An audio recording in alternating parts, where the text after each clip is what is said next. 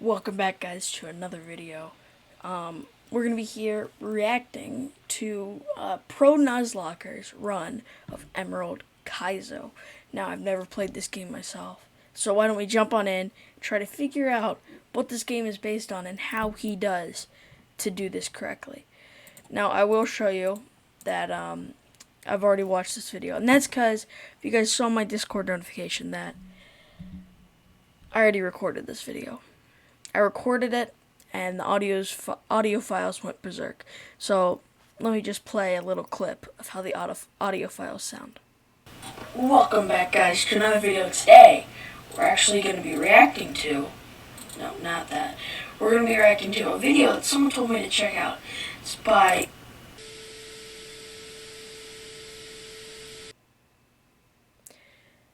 Yeah, it sounded that bad. So why don't we just hop right on in? And we'll do this pretty easily. We'll just go through. It is quite lengthy, so this will be a longer video, but it's alright. Let's watch it. What is the hardest Pokemon game ever made? Over the past... Now, I don't really know what the hardest Pokemon game really is. If I had to say out of the generations, because I mean, if you aren't thinking fan-made games, it would probably be one of the earlier gens, maybe like Gen 1, Gen 3, when, the games were a bit more difficult. Not a ton more difficult. Although, what is it called? Brilliant Diamond was a bit difficult with the Gym League, but definitely fan-made games are a lot more intensive, stuff like that, especially with Nuzlocking, so I wouldn't be surprised if Pokemon Emerald, or Kaizo Emerald, is the hardest. Past 6 years, I've dedicated myself to answering this question. I've spent thousands of hours playing fan-made Pokemon games, but out of all the ones I tried, none have come close to Pokemon Emerald Kaizo. There are over 400 mandatory trainer fights in this game. Enemies have much smarter AI, much larger, stronger, and more diverse teams with competitive movesets and items. And eventually, you fight double battle gym leaders, legendaries. Yeah, this definitely seems like a big, hard game to beat. I mean, not only is the AI smarter, you also have legendaries, obviously. Trainers have more Pokemon, a lot more trainers to even beat in the first place. I could definitely see this as a really tough game to beat, especially with Nuzlocking. Permanent weather effects, sometimes all three at the same time. And during all of this, the game gives the player access to very little good Pokemon and moves. The Champions team has a... Yeah, and this is also the case as in the normal games, without it being edited, the nice part is you know what things you're going to get. Like, I mean, it's very easily to get the Pokemon you want. So, like, for example, first couple routes, you're going to get Wurmples, Poochyenas, all of that. And there's only like 3 or 4 Pokemon you can get, and they're all pretty decent. Like, for example, Tailo, pretty easy encounter to get, and it's a very viable Pokemon. I mean, it gets Guts, it gets Facade, which I'll explain later. I'm pretty sure he explains it in the video later. But in this game, there's a lot more Pokemon in each route, and the easier ones to get are not very good.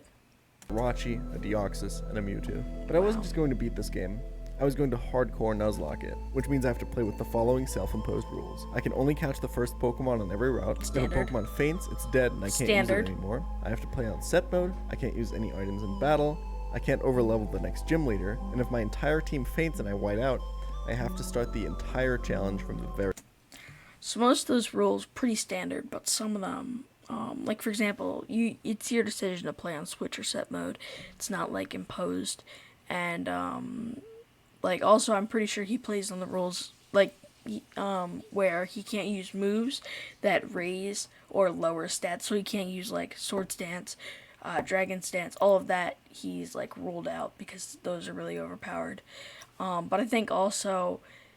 He's ruled out items, which means if you get a Pokemon to low health in a battle, he can't just bring out a Hyper Potion and heal it. So that means he's got to be really careful with how he plays his Pokemon. Very beginning. Beating this challenge took me 151 tries. I believe it. And over 1,000 hours over the course of almost an entire year of my life. I do have to give him props for all that he's doing. I mean, I couldn't imagine playing something for 1,000 hours. Heck, I recorded this video and it's an hour and 40 minutes long.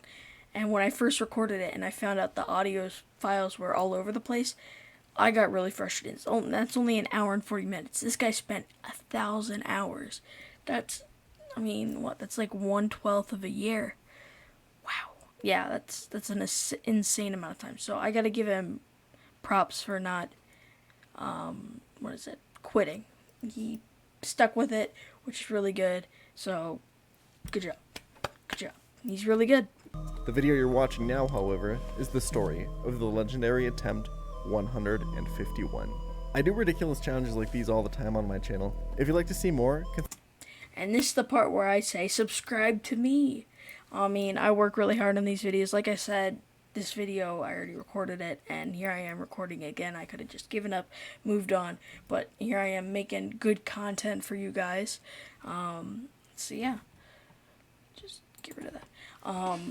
So please subscribe, like, comment down below what you think I should do next. Should I continue playing like Switch games? Should I play more online games? Or what? What should I play next? Let me know. And also subscribe to this guy. I mean, he spent 1,000 hours of his life doing this. So I want to show him some love. consider subscribing. I'm Pokemon Challenges. I'm probably the best Nuzlocker in the world. And this is how I beat the Emerald Kaizo Hardcore Nuzlocke.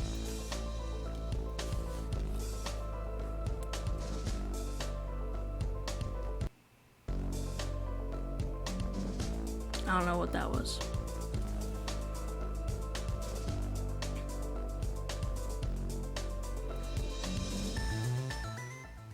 Chapter 1, Turbulence.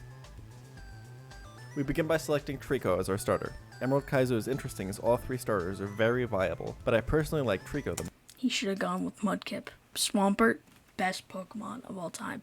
Plus, he's got one of the best dual types in the game. I mean, he's only weak to grass type, so that makes him really viable. So yeah, choose Mudkip over Trico. It's decent on Rock Sand and Flannery, and becomes extremely good late game if you abuse its Overgrow ability and massive speed stat. You fight a ton of fast water Pokemon in late game, and Sceptile is one of the only consistent answers. It also gets Magical Leaf to consistently kill Bright Powder users, of which there are a ton. Can you tell that this is going to be some real nerd shit? Emerald Kaizo early game is very encounter dependent. At this point, I'm literally almost 1,000 hours into this challenge, and after a devastating loss in the Elite Four during attempt 77, haven't even made it past Gym 4 because of how bad my early game luck has been. What a fantastic day, man. I had so much fun. The first encounter I roll is Route 103, and there are multiple really good ones here that can decide whether or not I make it past Brawly. Sunkern evolves into Sunflora and sweeps Brawly, and sometimes Watson with growth setup. Spearow can evolve into Fearow on Brawly and sweep by setting up its attack stat with Rage. However, on attempt 151, I get the best encounter on this route, the 1% Tailo. Okay. Tailo and Swallow get the Guts ability, which gives their physical moves 50% more damage when they're poisoned, burned, or paralyzed. They also get access to Facade, which has its power doubled if the user has a status effect. This is much higher raw damage output than anything else this early. So this is what I was talking about earlier. So he gets Tailo and Swallow really good because they get to move Facade, 70 base tower. But if it's a status condition, it does double that amount of damage. And then if, I'm getting tripping myself up. So it does 70 damage. If you have a status condition, it does double that amount. So it does 140. But because they have Guts, while they have a status condition, they do 50% even more damage. So that's, 210 damage. And then what they have something called Stab, which is Special Type Attack Bonus. Which basically means if you're a water type and you use a water type move, it gets a 50% bonus to its damage. So since Tailo and Swallow are normal types, this move gets an even extra 50% boost. So it goes from being 210 damage to 50% more, which is 105. So it's actually 315. Couple that with Swallow's massive speed stat, and you have one of the best encounters in the entire game. Yeah. The only downside is you have to be poisoned or burned for this to activate. I simply do this by burning Swallow on a wild Pokemon before every fight. And yes, before you write that comment, Guts does ignore the attack drop from Burn. So yeah, what he's talking about is when a Pokemon gets burned, their physical attacks do 50% less damage, and Guts cancels that. A swallow with good IVs in nature Or will not, sweep. not cancels it, I should say. It's not like they get the attack drop from burn and then the Guts counters it. It's that the Guts ability gets rid of it and adds on the 50% bonus. A lot of important fights. It's insane for Brawly, Watson, Flannery, the mid-game in general, and is a potential Pokemon for an Elite Four team. And this Tailo, named Pilot, has an attack-boosting nature as well as a high speed IV. My hopes for this run are now very high. It feels like the end of a really drought. good. The pressure is on to bring this Tailo past Roxanne safely, but first, I'll collect some more encounters. Route 102 gives me a Hoot Hoot. Decent for Brawly, garbage otherwise. The standard play now is to fish for Azumarill in Petalburg. Azumarill gets Charm and is essential for Brawly and his gym trainers. Great early game tool. I don't level my Azumarill past level 5 here so that I can use it to manipulate my Oldale Town encounter. You see, when you repel, you ward off all enemy Pokemon below your lead Pokemon's level. The different encounters in Oldale have different level distributions, and I want to use that to my advantage. By repelling with a level 5 Azumarill up front, I increase my chance of getting Numel or Slugma, which are much better early game than the other options. I end up getting Slugma, which is my preferred encounter here. Okay! In Emerald Kaizo, Slugma evolves at level 16, so within our Roxanne level cap and gets access to Recover, making it an amazing tool for the first gym. I always fish for Magikarp on Route 104 because none of the regular encounters are good long term, and Gyarados is really useful as soon as you make it past Roxanne. I pick up Oddish in Petalburg Woods and Makuhita on Route 116. Pretty standard encounters. Yeah. On Route 115, I can fish for a chance of either Kabuto or Ammonite, and I hit maybe the best possible Kabuto. Extremely high speed, and the Battle Armor ability. The other ability is Battle Armor is really great for Nuzlocke, because I think he explains it right Swift now. Swim, which is nice for the rain sections in late game, but Battle and Shell Armor are extremely useful abilities in this Nuzlocke that you'll be seeing again and again. They prevent critical hits from happening on your Pokemon. This means you don't have to switch them out if they are in danger of dying to a crit. In a long gauntlet of a game like Emerald Kaizo, you can almost never risk getting hit by a crit unless your other options are even riskier. Essentially, Battle and Shell Armor Pokemon get to safely stay in on your opponents and deal damage for much longer than those that can get crit. This Kabuto is a fantastic Pokemon for Roxanne's gym. And now, I face the biggest obstacle left in the early game of this run. If I make it past here without too many bad losses, Tailo should carry us to mid-game. As a reminder, out of my 150 lost attempts, 19 were lost to Roxanne. One or two unlucky moments will send you home faster than that bouncer at the bar that told 15-year-old me that a Club Nintendo membership was, quote, not a legal form of ID. But before I gotta say, this guy's pretty hilarious. He makes up some pretty funny stuff. I look at the Roxanne fight, let's get a little better of an understanding of how the enemy AI in Pokemon Emerald actually works. Here's Pokemon World Champion Wolfie VGC to give you a basic rundown. Okay, so imagine I'm the trainer AI in Pokemon Emerald. Here's how I make my decisions. First of all, I really don't like switching Pokemon, so forget about that ever happening. Additionally, in Emerald Kaizo specifically, your enemies don't use items, so just imagine I'm always on the fight option in the menu. Here's how I pick my moves. The key thing to understand is that at all times, I know your Pokemon's exact stats, and therefore can calculate exactly how much damage each of my moves will do. However, damage in Pokemon is I'm recording, by the way. random. Any move can do between 85 and 100% of its maximum damage at any time. So I will calculate a random damage roll on each of my moves, and then pick whichever move did the most damage. If one of my moves rolled enough damage to kill your Pokemon, I will always pick that move no matter what. Actually, Pokemon don't die, they just faint. If multiple moves roll to kill, I will randomly choose between them no matter how much damage they did. I'm also pretty likely to pick non-damaging moves, depending on the HP of my Pokemon and your Pokemon. If my Pokemon is low HP, I'm more likely to pick a healing move, or a self-destructing one like Explosion. Also, if my Pokemon are slower than you, I really like using moves that slow you down, like Rock Tomb or Thunder Wave. I'll essentially never use non-damaging moves if I see a kill. If we're fighting in a double battle, I'll randomly pick one of your Pokemon to do damage rolls on. So I might attack a Pokemon that takes less damage over one that takes more. That is, unless I see a kill on one of your Pokemon and not the other. In that case, I'll always go for the kill. Thank you, Wolfie. Yeah, that's pretty important for something called pivoting. So if you don't know, let's say you have a Pokemon that's about to die, and you need to switch. Instead of switching right to the Pokemon you want to, problem is, let's say the Pokemon that you have in is low enough HP that it could die to Earthquake. Well, Earthquake is a pretty high power move, so it might, really hurt the Pokemon you're sending in. So what you do is you pivot to a Pokemon who is very ineffective or immune to Earthquake, and then they'll use Earthquake and it'll do nothing or little damage, and then they'll use a new move that'll hurt this Pokemon the most, and then you could hopefully switch in to your Pokemon. So for example, if you have, let's say, Cacturne in, and this Pokemon, the opponent's Pokemon, sees a kill move with Flamethrower, you could switch to a water, ground, rock type, so that way it doesn't do all that much. But let's say it also has a grass type. It would use a grass type move, which then you could use to switch into maybe your Pokemon that is like a flying type or something like that. You switch around so that way you get the least amount of damage on the Pokemon you want to send in. Roxanne leads with a Nose Pass. This Pokemon is extremely difficult to deal with, as it boasts a Citrus Berry and an extremely high defense stat, as well as disrupting moves and self-destructing. The basic strategy is to chip it with a weaker move so it stays above 50% health, avoiding the Citrus Berry, and then killing it with a stronger move. No Pokemon you can catch before Roxanne one-shots Nose Pass. However, I don't have one that effectively two-shots it either. My only option is Grovyle, but I need Grovyle to handle her Lunatone. I decide that my best option here is Magcargo. My basic plan was to simply burn the Nose Pass with Will-O-Wisp and then stall it out with Recovers until Nose Pass can easily be killed by Good Kabuto. strat. However, I get hacks to hell and back here by Attract. Alright, so if you guys don't know, Attract is pretty hard to deal with. So Attract, how it works is, when you are attacking a Pokemon of the opposite gender, which they are, you have a female Nosepass fighting a male Magcargo, if it uses Attract, basically what happens is the other Pokemon is immobilized by love, which means there's a 60% chance that it won't attack. So it's a pretty high chance that you'll just be stuck there taking damage. Plus, Magcargo's also paralyzed, which is also 30% that he won't attack.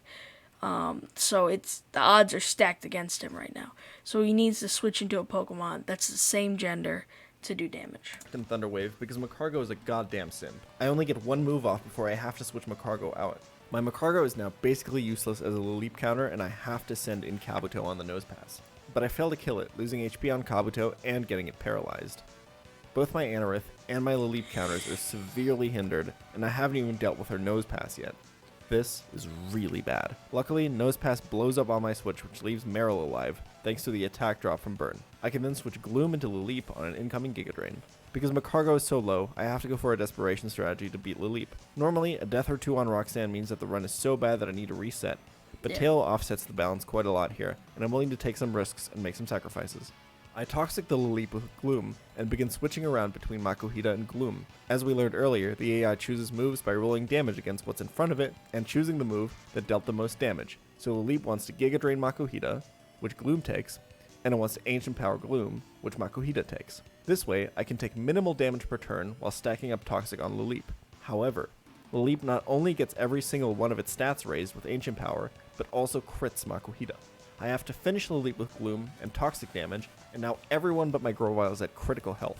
This is looking really grim. Lunatone comes out on Gloom, and I have to immediately go to Grovyle, risking a crit or getting confused by confusion. Luckily, the AI rolls low on the Rock Slide damage, not only letting Grovyle survive, but putting it into Overgrow. This is the Trico Line's ability that boosts your Grass-type moves by 50% if you are at a third or less of your HP. Because it's Yeah, an it's- Overgrow, it's Grovyle good can now for safely this kill the kinda stuff. Lunatone. Anorith now comes in, and I need to get Kabuto back out. Sadly, I can't guarantee what move Anorith goes for here because Grovyle is low HP, and the AI sees a kill with all of Anorith's moves. Remember, AI will always choose a move if it sees a kill with it, but since all of its moves are able to kill, it will pick one randomly. The only way to get Yeah. Kabuto in without taking more damage is by sacrificing Gloom and resetting.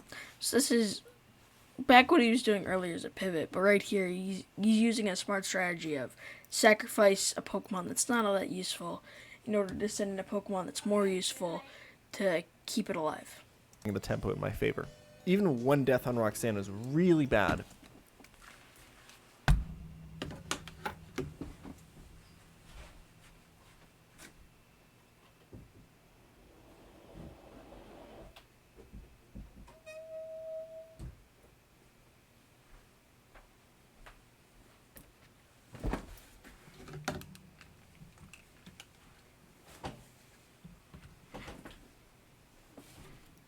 But again, I have the Tailo. But even this sacrifice doesn't get us out of the woods yet. The Anorith has Brick Break, so if Kabuto gets fully paralyzed this turn, I can't kill the Anorith and probably lose the fight. But...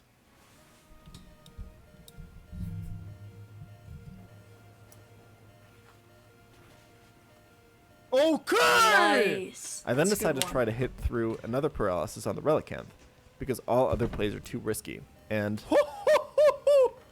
oh, shit! Actually crit the Relicanth. Meryl then charms down Shuckle, which starts rolling out. I try to block the damage with Makuhita, but get crit. Remember that crits ignore attack drops and defense boosts. Kabuto is then luckily able to take out Shuckle and gets us our first gym badge. 2 deaths on Roxanne is normally a reset, but this run is about to kick into overdrive. That Chapter will. 2, Flight of the Phoenix. I pick up a Shell Armor Clamperl east of Dewford, which is excellent for Brawly's gym trainers. I also catch a Rhyhorn and Rusturf Tunnel, which is a pretty good mid-game encounter. And this Brawly fight will be brought to you by NordVPN. If you don't have one of the Route 103 sweepers, this is the hardest fight of the early game, but luckily, I have the best of the best. Tailo. Tailo's Facade can one-shot Brawly's Hitmonchan, Hitmonlee, and Meditite. However, he leads with a Hitmontop, which blocks the potential Tailo sweep. Sort of how a website might block you from enjoying content via geo-blocking. I need to do a little more damage to this Hitmontop so Tailo can...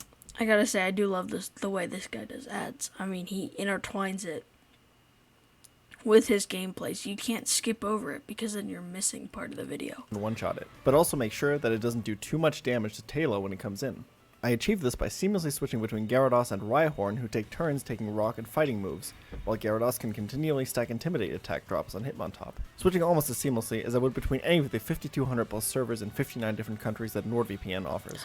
With Hitmontop at minimum attack and chipped HP, I can safely switch over to Tailo and start my sweep. What really enables this is not just the insane damage output, but also its fantastic speed, not unlike the faster connection Nord offers with Nord Links. We can then take the free kills on the 3 Hitmons and Meditite. Hitmonchan and Meditite both have priority moves in the form of Mach Punch and Fake Out, but they will never select them as Brawly sees their rock moves as being a kill. Poliwrath comes out next. Here's a question. What do your data on public Wi-Fi networks and Pilot the Tailo have in common? That's right. Both need to be protected.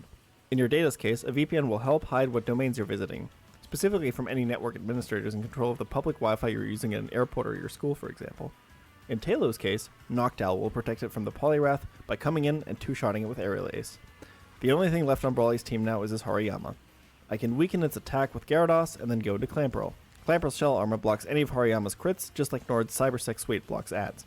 Clamperl takes down Hariyama. Tailo has helped us unlock more of the Hoenn region, just like NordVPN allows you to unlock content from other regions.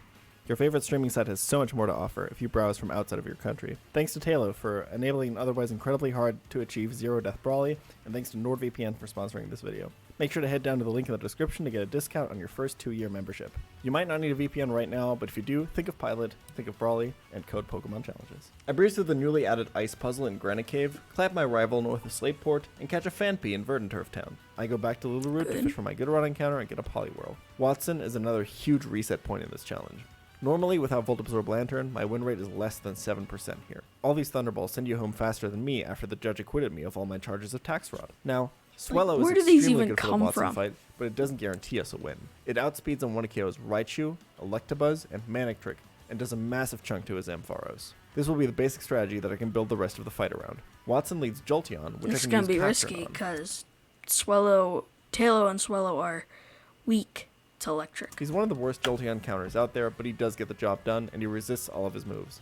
Cacturne comes out of the exchange with low health though, so Lantern is using a random move. The safest play is to sacrifice Cacturne. It's fine though, this Pokemon is very bad at this point. I can now kill Lantern with the following strategy. I send out my Donphan, which has battle armor. Donphan tanks one Surf from Lantern and uses Endeavor, which brings down the target to the same HP as the user. Lantern can now potentially Ice Beam, so I need to pivot through Dugong to guarantee a Thunderbolt, as I switch in my Grovyle, who can then finish Lantern. If Grovyle had gotten paralyzed here, the Cherry Berry it's holding would have saved me. Next is Ampharos. I send my Seeking in to tank the Fire Punch. Notice that I poisoned Seeking before this fight, so it wouldn't get burned on this switch.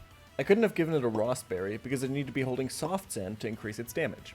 Otherwise, it doesn't safely set up for a Swellow kill. I intentionally sacrifice Seeking to bring Swellow in for free. It can then take out Ampharos, Electabuzz, and Raichu. Nice. Manectric comes out, and I have a realization. So, I think I forgot about Intimidate. So this is a 93.8% range. I thought I would go to 31. It's risky. I mean, I really have no other play, right? I mean, there was no other play. Even if I knew that that was the range, I would still always go for this. Pivot to Donphan does exactly nothing. Yeah, there's no other play. I literally have to do exactly this. And there was no other play in team building or whatever. We just gotta hope here, boys. Prage! Let's see it. 93%. You think he got it? Oh, yeah. Wasn't even worried. He's got it. Mid-game, baby! Woo, woo, woo! This run is so fucking weird. I have 4 deaths. I have no VA. And somehow, this is still like an 8 out of 10 run. The power of Swallow, boys.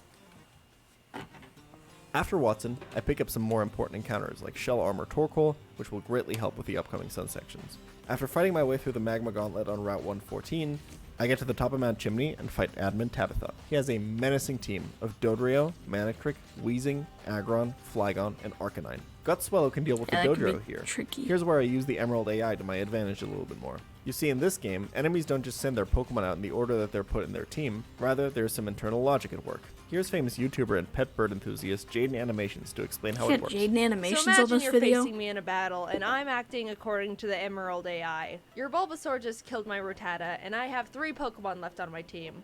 A Pidgey with Tackle, a Charmander with Ember, and a Squirtle with Ice Beam. What a talented trainer I am! To decide who I'll bring in next, I'll now consider the following questions. 1. Do I have a Pokemon with a super effective move on Bulbasaur? I do. Charmander with Ember and Squirtle with Ice Beam. So now I go on to question 2. Which one of these Pokemon types is weakest to your Bulbasaur? Charmander's a fire type, whereas Squirtle is weak to Bulbasaur's grass type. That's right, Charmander is no longer considered, and I send out Squirtle now.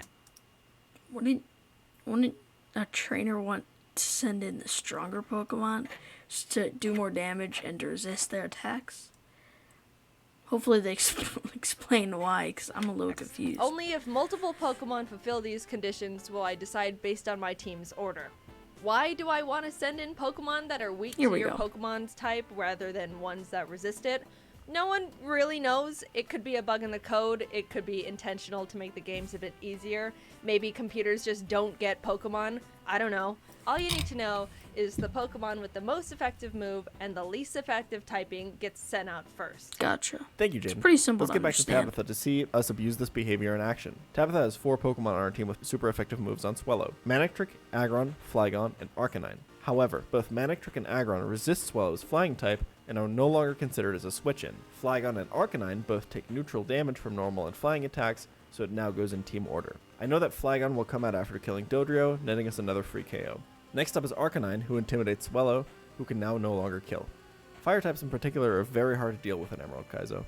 Overheat is buffed to be a recoil move instead of lowering your special attack, and they almost always carry electric and or ground. So what he's talking about is normally Overheat or other moves like Overheat. They're like 120 base power, which is insanely high for it being the normal base power without getting any special attack bonus or anything like that, any stab. So what he's talking about is basically normally in the normal games, these types of moves, when you use them, it would lower your special attack or normal attack by 2 stages, which would basically half the amount of damage. So if it did, let's say 100 HP, it would only do 50 HP this time, which makes them significantly weaker. But in this game, how it works is Overheat and all those other moves like Overheat, instead of lowering stats, they just do a little bit of recoil damage, so that way you can keep using them at the same power. So like, let's say an AI, 1 hit KOs one of your Pokemon with Overheat. Instead of it being that you can send in a Pokemon and Overheat does way less damage, it's you send in another Pokemon and Overheat does the same amount of damage. It might 1 hit kill your Pokemon again. So that's a huge buff. Grass type moves as coverage.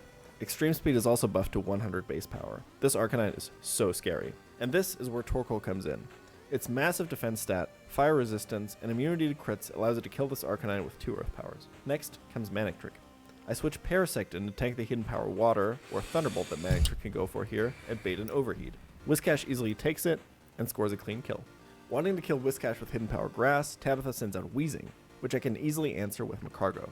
The rock typing means I don't have to be afraid of it blowing up. I can just burn it and keep myself healthy with Recover. Lastly, there is a Rockhead Aggron with Head Smash. This monster of a Pokemon. So the reason he says it's a monster is because it has the ability Rockhead, which he did say. Rockhead basically makes it that all moves that this Pokemon use don't give him recoil. So he can use Overheat, 120 base power, with no drawbacks. He doesn't get the recoil, and it's just super powerful. He can use 130 base power Draco Meteor with no drawbacks. So yeah, super strong. Does so much damage, but Poliwrath is a very consistent answer here. The only way I die is if he gets a Quick Claw proc and a crit. But Tabitha's only the opening act for the main event, Maxie, one of the hardest mid-game fights. He sports a Registeel, Oh, he's a got Crobat, legendary. a Claydol, an Alakazam, a Dusk. Very stacked team. Crobat, probably the second best on his team. I'd assume Registeel is the best. Clops, and a Houndoom. My Golem, Graveler, evolves via level up in this game. 2KO is Registeel with Earthquake, doesn't get exploded on, and brings out Houndoom. Maxie's arguably scariest Pokemon. Houndoom is buffed. So something I didn't think about is generally when people make new games, they don't buff Pokemon, they just sort of bring them in. And so this person who made Emerald Kaizo made these Pokemon even stronger.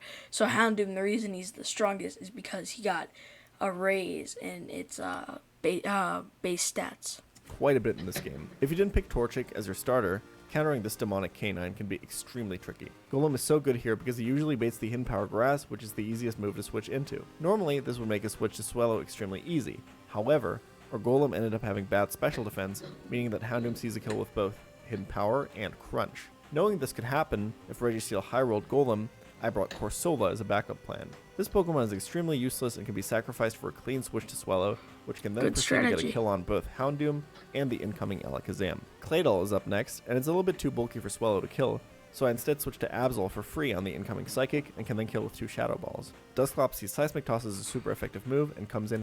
The reason he's able to switch in for free is Absol is a dark type, so it's immune to psychic type. So immunities are great in this game because if you can bait out a normal type, you can switch in a ghost type, and then it does nothing. Like if you can get a Pokemon to self-destruct and then send in a ghost type, or not really self-destruct, but plan to use self-destruct and then send in a ghost type and then they use self-destruct, it does nothing to your Pokemon, and that's super great because now their Pokemon's dead.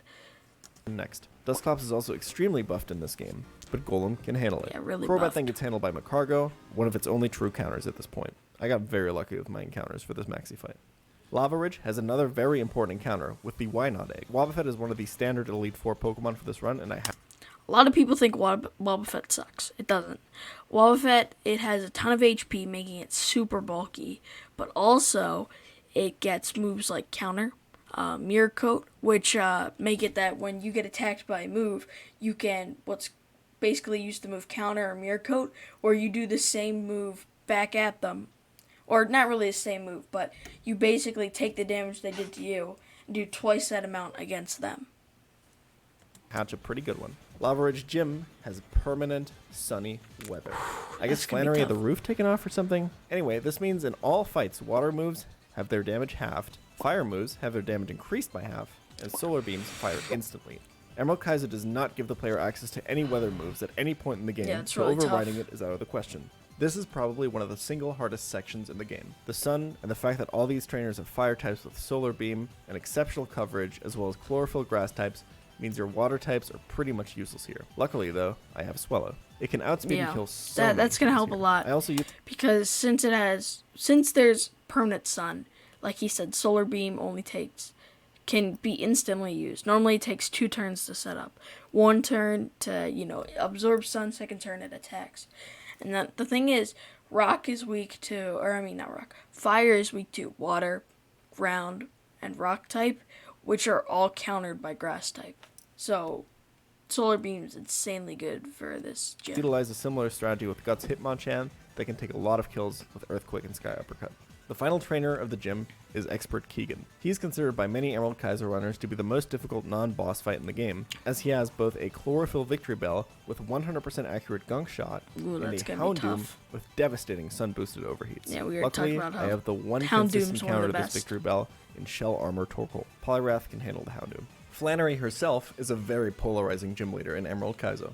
You either have a Pokemon that can sweep most of her team, Or she's the hardest gym leader in the game. They'll send you back home faster than my flight instructor did me after I told him that I wanted to get my pilot's license because of my immense interest in researching steel beam integrity. A Swellow with high enough attack cleanly outspeeds and kills every member of her team except for Arcanine, which intimidates you. However, despite Swellow's nature being attack boosting, its attack IV was quite low. Pilot only has an 85% chance to kill Blaziken here, even with Silk Scarf after leveling up in the fight. Because Emerald Kaiser removes the ability of the player to gain EVs, this is the most damage I can possibly do. I have to take the risk as I have no other option, and I lose way too much tempo in my sweep if I switch out. Oops. So when he's talking about IVs, EVs, so EVs, or how they work basically, is when you attack wild Pokemon and defeat them, you get EVs, which basically make you, or boosts the stats of that thing. So basically, a Marils have EVs that are HP. So when you defeat a Maril, your HP EVs go up, which means you're gonna have a higher base HP. Now you can only get what? No. I forget how it works, but basically with EVs, you can only get up to 500 some EVs, and they can be spread any which way, except you can only get so basically you get 500 some, I'm sorry, I'm tripping over myself, 500 some EVs for all your stats, like total, all combined. And so you can either spread them out evenly by fighting different things that give different amounts, or what you can do is you can try to max out certain EVs. Like, for example, if you want to put one with really high HP, you can fight Maril a bunch until your HP EV is at 252. The max you can get in each stat is 252, which, if I do the math, I think you can only get 508 EVs. So you can basically max 2 stats, or you can equally distribute it, or sort of rigidly distribute it. And then IVs are something you can't change. Basically, it's set with a Pokemon. When you catch the Pokemon, it has certain EVs. They're either really good or really bad or in between. IVs are a number between 0 and 31, and they work the same basically as EVs, where they basically raise the stats of the Pokemon in that area. But the thing is, you can't influence them. All you can do is catch a wild Pokemon and hope that it's good IVs. Now, like I said, the max can be 31. And the difference is here, instead of it being like EVs, where you can only have a max of 508, so you can't max out every stat. With IVs, you can get a max of 31 on every stat. So you could have a Pokemon with 31 and everything, and they're super strong. But you can also get one that has 0 IVs and everything. So when he says it has low IVs in attack, that means it has a lower normal stat for attack. And then also he mentions nature, which is basically something each Pokemon has that raises one stat and lowers another. So this could be really good for, like, let's say a physical attacker, because it can raise attack and lower special attack. And since they need attack way more, it's better for it to have its attack raised and its special attack lowered. But this can also be reversed, where you may have a physical attacker, but the special attack gets buffed and the attack gets bumped down, which is really bad. So we don't want that. But there's also one nature in the game that does nothing. It doesn't change any of the stats. 1 in 8 for this to survive. 1 in 8 for the run to die. See it, Swallow. Okay! With Blaziken dead, I can now navigate around Arcanine. It sees a kill with both Heat Wave and Wild Charge on Swellow, so Whiscash is a good switch in. Whiscash in turn now baits Arcanine to using exactly Solar Beam, as this is the only move that kills. Gyarados can come in on the Solar Beam, guaranteeing a Wild Charge. With Wild Charge being guaranteed, Donphan can now safely swap in. Tank a Solar Beam without risking a crit, and Endeavor Arcanine down to low health. I can then switch in Rapidash on the guaranteed Heat Wave for Solar Beam and kill Arcanine with a Drill Run. Because Gyarados intimidated Arcanine, the AI would never see a kill with extreme speed here, even if Rapidash had gotten crit. Rapidash then baits out Charizard because it sees a super effective Earthquake. This gives us a free switch back to Swellow, and I can complete the sweep. This fight is the highest point in the game for Swellow as an encounter. It's really Being good on pivoting. Brawly and Watson is nice, but no other Pokemon in the game can do what Swellow does on this fight. A zero-death Flannery is close to impossible otherwise. Chapter 3. And make it double.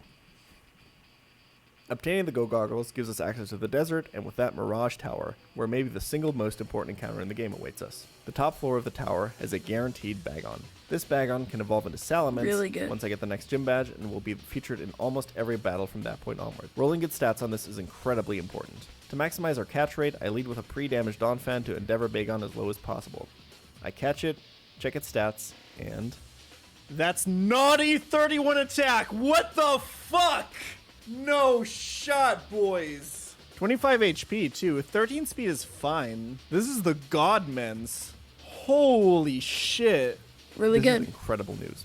Not only does it have the maximum possible attack stat, Naughty is also the perfect nature, as you don't want to reduce your special attack with Adamant. Salamence uses Dragon Claw and Flamethrower quite frequently in both her special moves in this game. Getting either Naughty or Lonely is optimal. This run is officially insane. Norman is a double battle and leads with a terrifying strat. So yeah, that's another spot he's talking about IVs. Basically, that Bagon has max attack IVs, which is really good. And also another reason he's like Bagon's so good is because it's a pseudo legendary, which is the highest base stat total you can get without it being a legendary. It's a 600 base stat total, which you can't get from any other normal Pokemon. Strategy. His goal is to skill swap his own Slacking with his Espeon to remove Slacking's otherwise debilitating Truant ability. Truant, basically what happens is, Slacking has a base power or base stat total of 670, which you might be saying, Sammy, you just talked about how pseudo legendaries have the most base stat total compared to anyone else except for legendaries. Well, I did lie a little. Slacking has 670 base stat total, and you're like, wow, he must be overpowered. Well, the thing is, he has an ability called Truant, which makes it that he can only attack every other turn, which makes him sort of weak. And make it a full threat with the stats of a legendary. And another thing is the reason this is so hard is Espeon has a move that allows you to switch abilities with another Pokemon. So by switching Espeon's ability with Slacking's ability, it makes it that it can attack every turn. Pokemon. However, there's a very consistent strategy for beating him, and he's probably the easiest gym leader in the game because of it.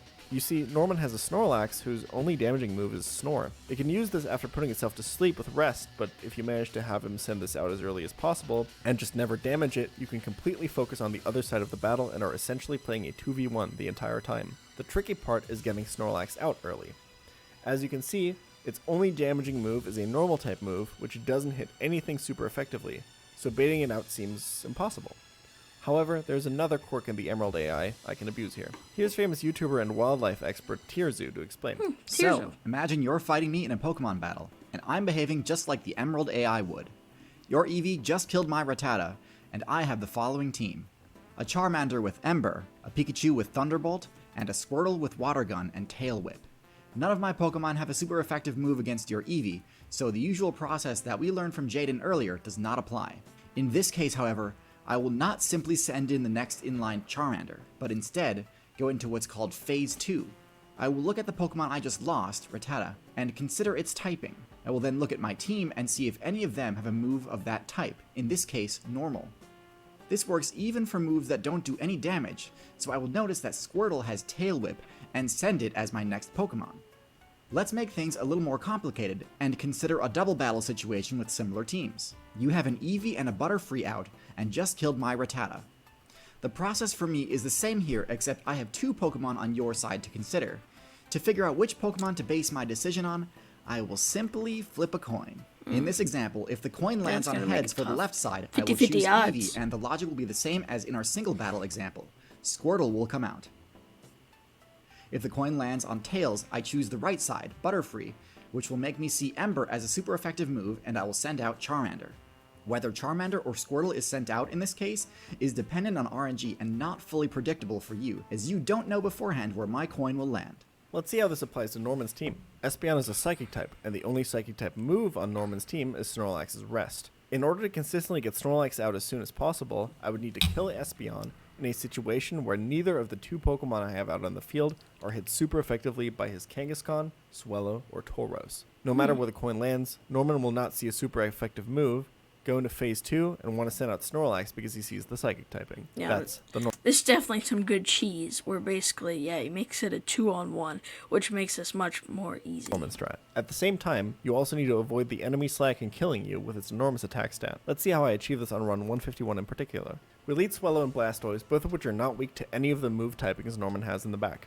Blastoise flinches Slaking with Fake Out, and Swellow takes out the Espeon, bringing out Snorlax. We're in a 2v1 and Slaking is loafing around the next turn. I have ample time to do massive damage to Slaking with Swellow as I get Blastoise out for Guts Hitmonchan. Swellow kills Slaking, and because in Gen 3 double battles you instantly switch in a new Pokemon after one dies, Hitmonchan gets a free attack off on the incoming Swellow, almost killing it. Nice. I Swellow outspeeds and finishes Norman Swellow, and Hitmonchan kills the incoming Kangaskhan. Tauros sees a kill on Swellow and not on Hitmonchan, so I know he will always target Swellow's slot. I can switch out Swellow for Donphan while safely going for the 1-2 Sky Uppercut into Mach Punch combo with Hitmonchan. All I have to do now is PP stall the Snorlax, and the 5th gym badge is mine. After Norman, I get Surf, Yeah. so I can catch a ton more Definitely encounters. did a Notable good here job. is Swift Swim Relicanth, a strong contender for the Elite Four team, and Yeah, it's Kingdra, really good. who's extremely consistent with a phenomenal defensive typing. There's a problem with the encounter routing now, though. Getting Relicanth here means I missed my last chance to catch a Quillfish at a low enough level where it hasn't yet learned Explosion. Quillfish is an incredibly useful encounter. Explosion, very difficult to deal with, and if it explodes, it can not only kill one of his Pokemon, but just ends the battle, which means he doesn't get any Pokemon for And that I'm round. no longer guaranteed to catch one. Not only that, but trying to catch it is extremely dangerous now because its explosion can kill not only itself, but also the Pokemon I'm trying to catch it with. Yeah. Notice how I haven't used Sceptile at all? This is because having Swellow in the mid-game allowed me to delay my Grovyle evolution, giving me access to Leaf Blade before the Winona level cap. I can use this in combination with intentionally damaging Sceptile before a fight to 1/3 of its HP to get into Overgrow range, and one-shot a bunch of things in Weather Institute. Even stuff like Melodic just gets obliterated here. The AI works in my favor too, as it wants to send in Pokemon with Ice Beam or Bug moves that are as weak to Grass as possible, which means that Sceptile usually gets 2 or more kills at the start of a Team Aqua fight. This is Nice. why I picked Trico. Yeah, a lot it's of the really good. trainers around Fort Free City have weird movesets that are a little annoying to play around, but usually pose no big threat to my team. A misplay on my part gets me a pretty unlucky death here. I use Hitmonchan to deal with this trainer's Shedinja. However, Shedinja has a focus band which gives it a 10% chance to survive lethal damage. I hit the Shedinja while Hitmonchan is in crit range, and my opponent hits the 1 in 160. It's unlucky, but I knew both about the focus band and the crit range Yeah, that's gonna beforehand, and I suck, should have played 'cause around I'm this. sure that But Guts the sloppy ability losses really don't helped. end here. My plan to take out this trainer slacking in Winona's gym was to teach my Pidgeot Fly, and just fly up on the turn he attacks. But, well, Pidgeot for slacking? Am I fast enough? Yeah, I'm fast enough. Okay. Oh. I didn't teach Fly. Oh, I'm so sorry, Pidgeot. I must have been eating a chicken sandwich when planning for this fight or something. Now, Winona. This is maybe my favorite fight in the entire game. It seems terrifying at first. It really tests your Yeah, knowledge of the probably would AI be. and double battle mechanics, and there are so many diverse strats that can get you through this fight. It feels so satisfying to out-navigate all 3 legendary birds in double battles and not lose a single mon. If you don't prepare perfectly, however, she will send you home faster than the ticket attendant at AMC that told me I wouldn't be able to go see Cars 3 because my shirt was, quote, inappropriate, even though I had explained to her that I thought I just want the cussy was just them misspelling the word Gucci, and besides, other theaters let me bring a bucket of sausage water all the time because Why it's would you want clearly a a drink, bucket of which it states sausage on the water? AMC website you are legally allowed to Why? bring in. But Oh, then there this was is a starting to line make me forming behind cringe me, a and people little. were like, "Hey, what's all the hold up? Oh, why does it smell so much like This hot guy's dogs?" jokes. So I turn He's around and I yell, absolute "It's jokes. my goddamn right as an American to drink 3 gallons of bratwurst broth to the showing of the sequel of my favorite animated movie franchise, if I so please." But then people started throwing their M&Ms at me, and some of it got in my eye, and when it caused my infection to flare back up, and so I call my Articuno. Most Pokemon that one-shot Articuno get outsped and one-shot by Articuno itself with HP Grass or an Ice move. The core strategy on Winona is then to try to bait out the Articuno and target the slot it is being sent into before it can even get an attack off, just like I did with Kangaskhan on Norman. Yeah. Let me introduce you to the key piece in the Winona strategy. A Wimpy Parasect will How help do us bring down Parasect her help? mighty It's team of quad legendary weak birds to in this ice. fight. He's not actually going Well, to ever maybe not. attack, but he will be tasty. pretty sure he is. Tasty bait that I will dangle in front of her Pokemon He to can work his manipulate bait. the AI into behaving exactly how I want it to.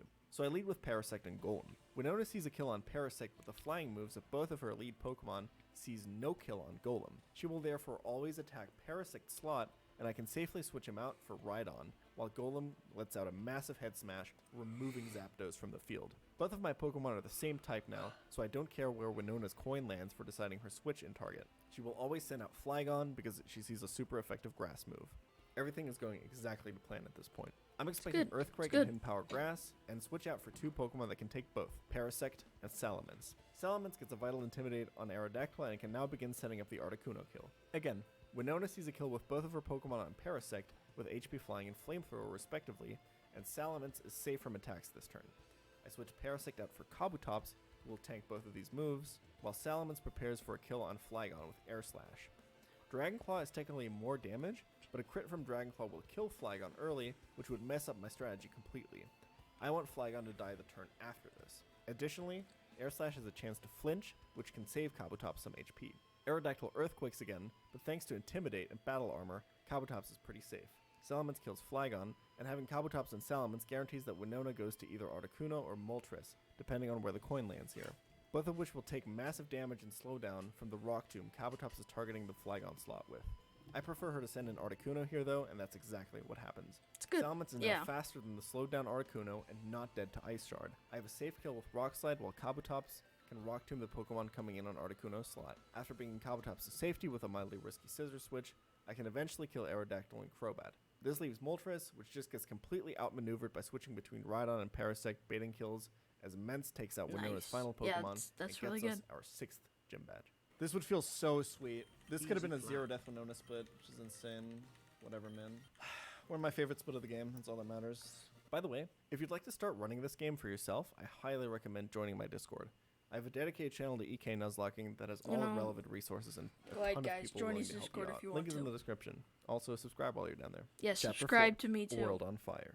And water. And There's- like, there's and also subscribe, water. Don't put and all that on the comment, title and all card. of that. In Lily Cove City, I play some Minesweeper, fishing for my Quillfish encounter, but, well, unlucky. I go -2 in encounters. We're officially That's in what gotta is suck. considered the second hardest section of the game, just You behind the Elite lose Four, the encounter Team and you lose your Magma Pokemon. Hideout.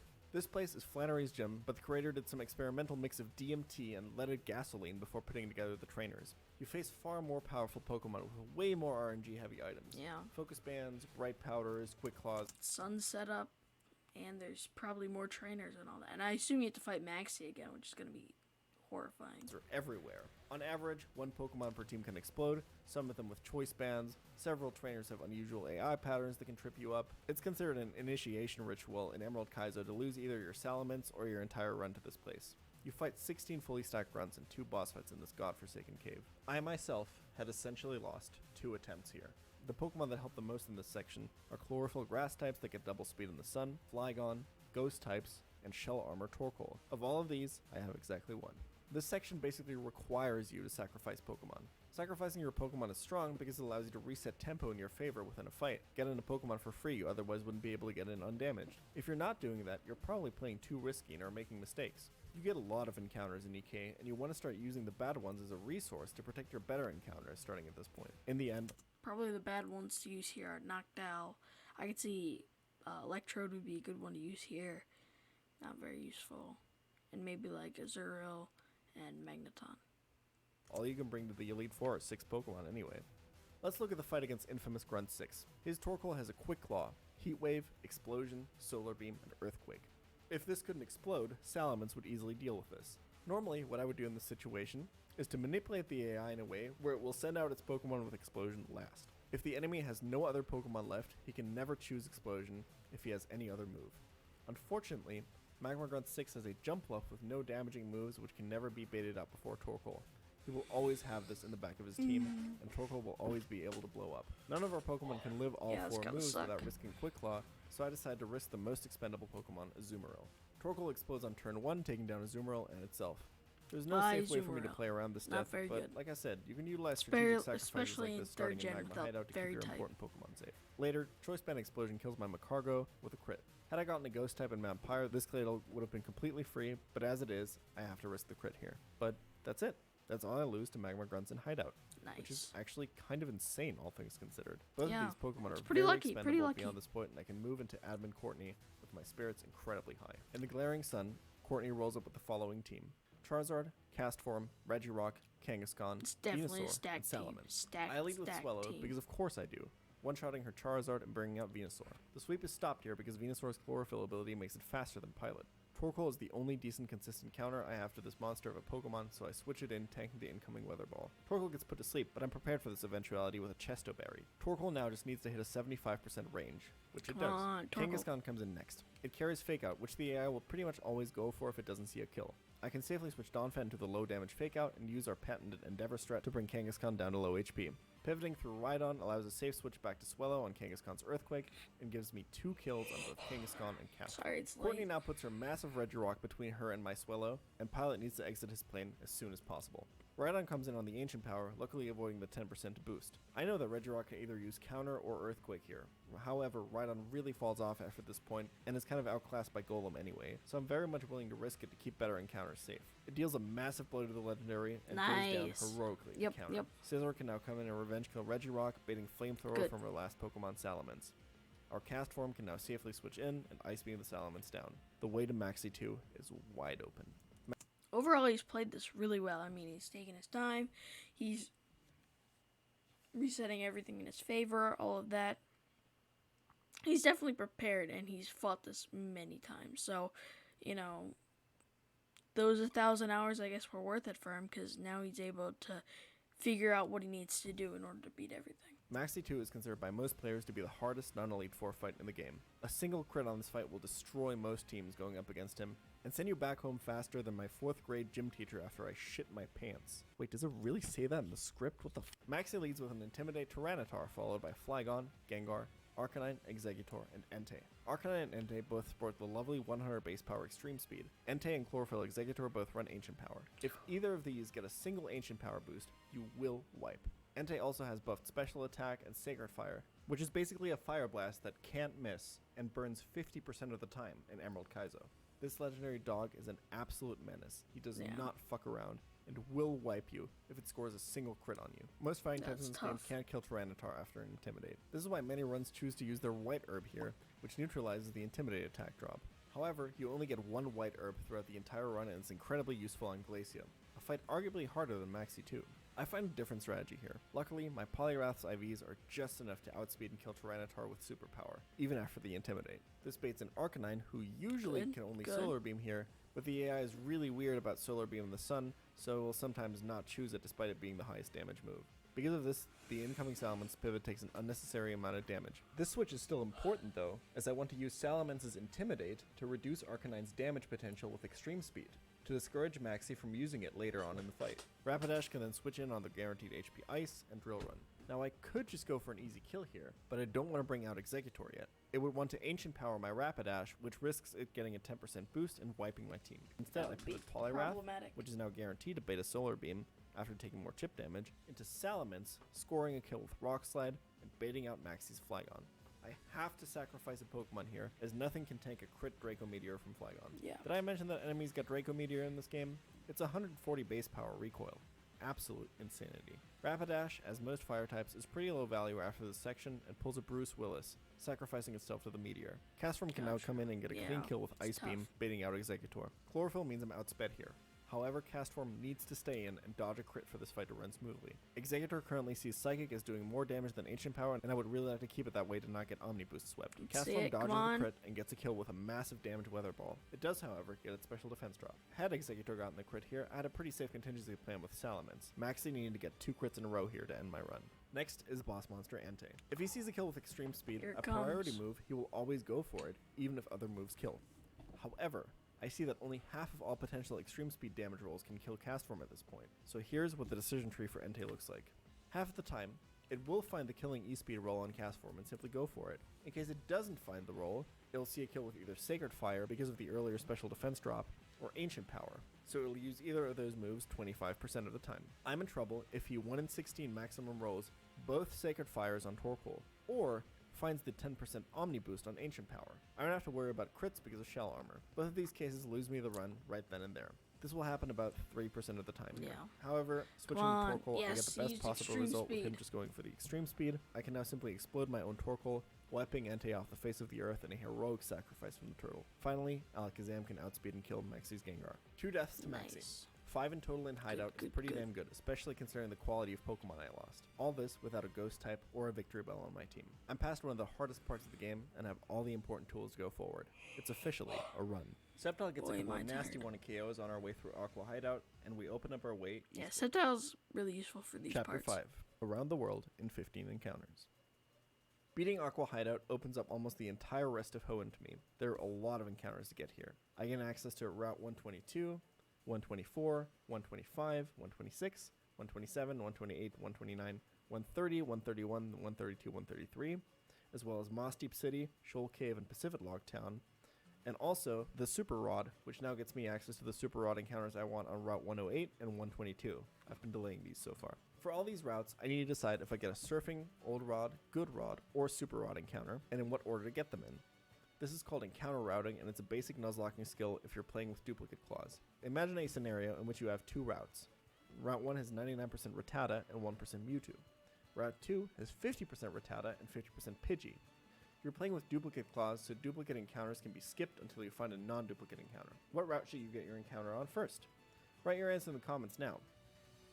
Okay, ready? It's gonna be Route You 2. would get your Route 2 encounter first. If you get the 50% Rattata encounter, you are now guaranteed a Mewtwo on Route 1. Getting Route 2 therefore gives you a 50% chance of getting a Mewtwo. Route 1 will only give you a 1% chance of getting a Mewtwo. Yeah. Now, expanding this principle onto the remaining routes of the game is what makes this section so interesting. The biggest problem is that this culprit will keep cropping up. Quillfish can explode and essentially cost me an entire encounter once again. The biggest priority, though, is maximizing our chance to get our next Elite Four member, Shell Armor Slowbro. It gets the healing move Slack Off, the Shell Armor ability, which prevents crits, and the move Recycle, meaning it can regenerate Lepa Berries, making it by far the best stall Pokemon in the game.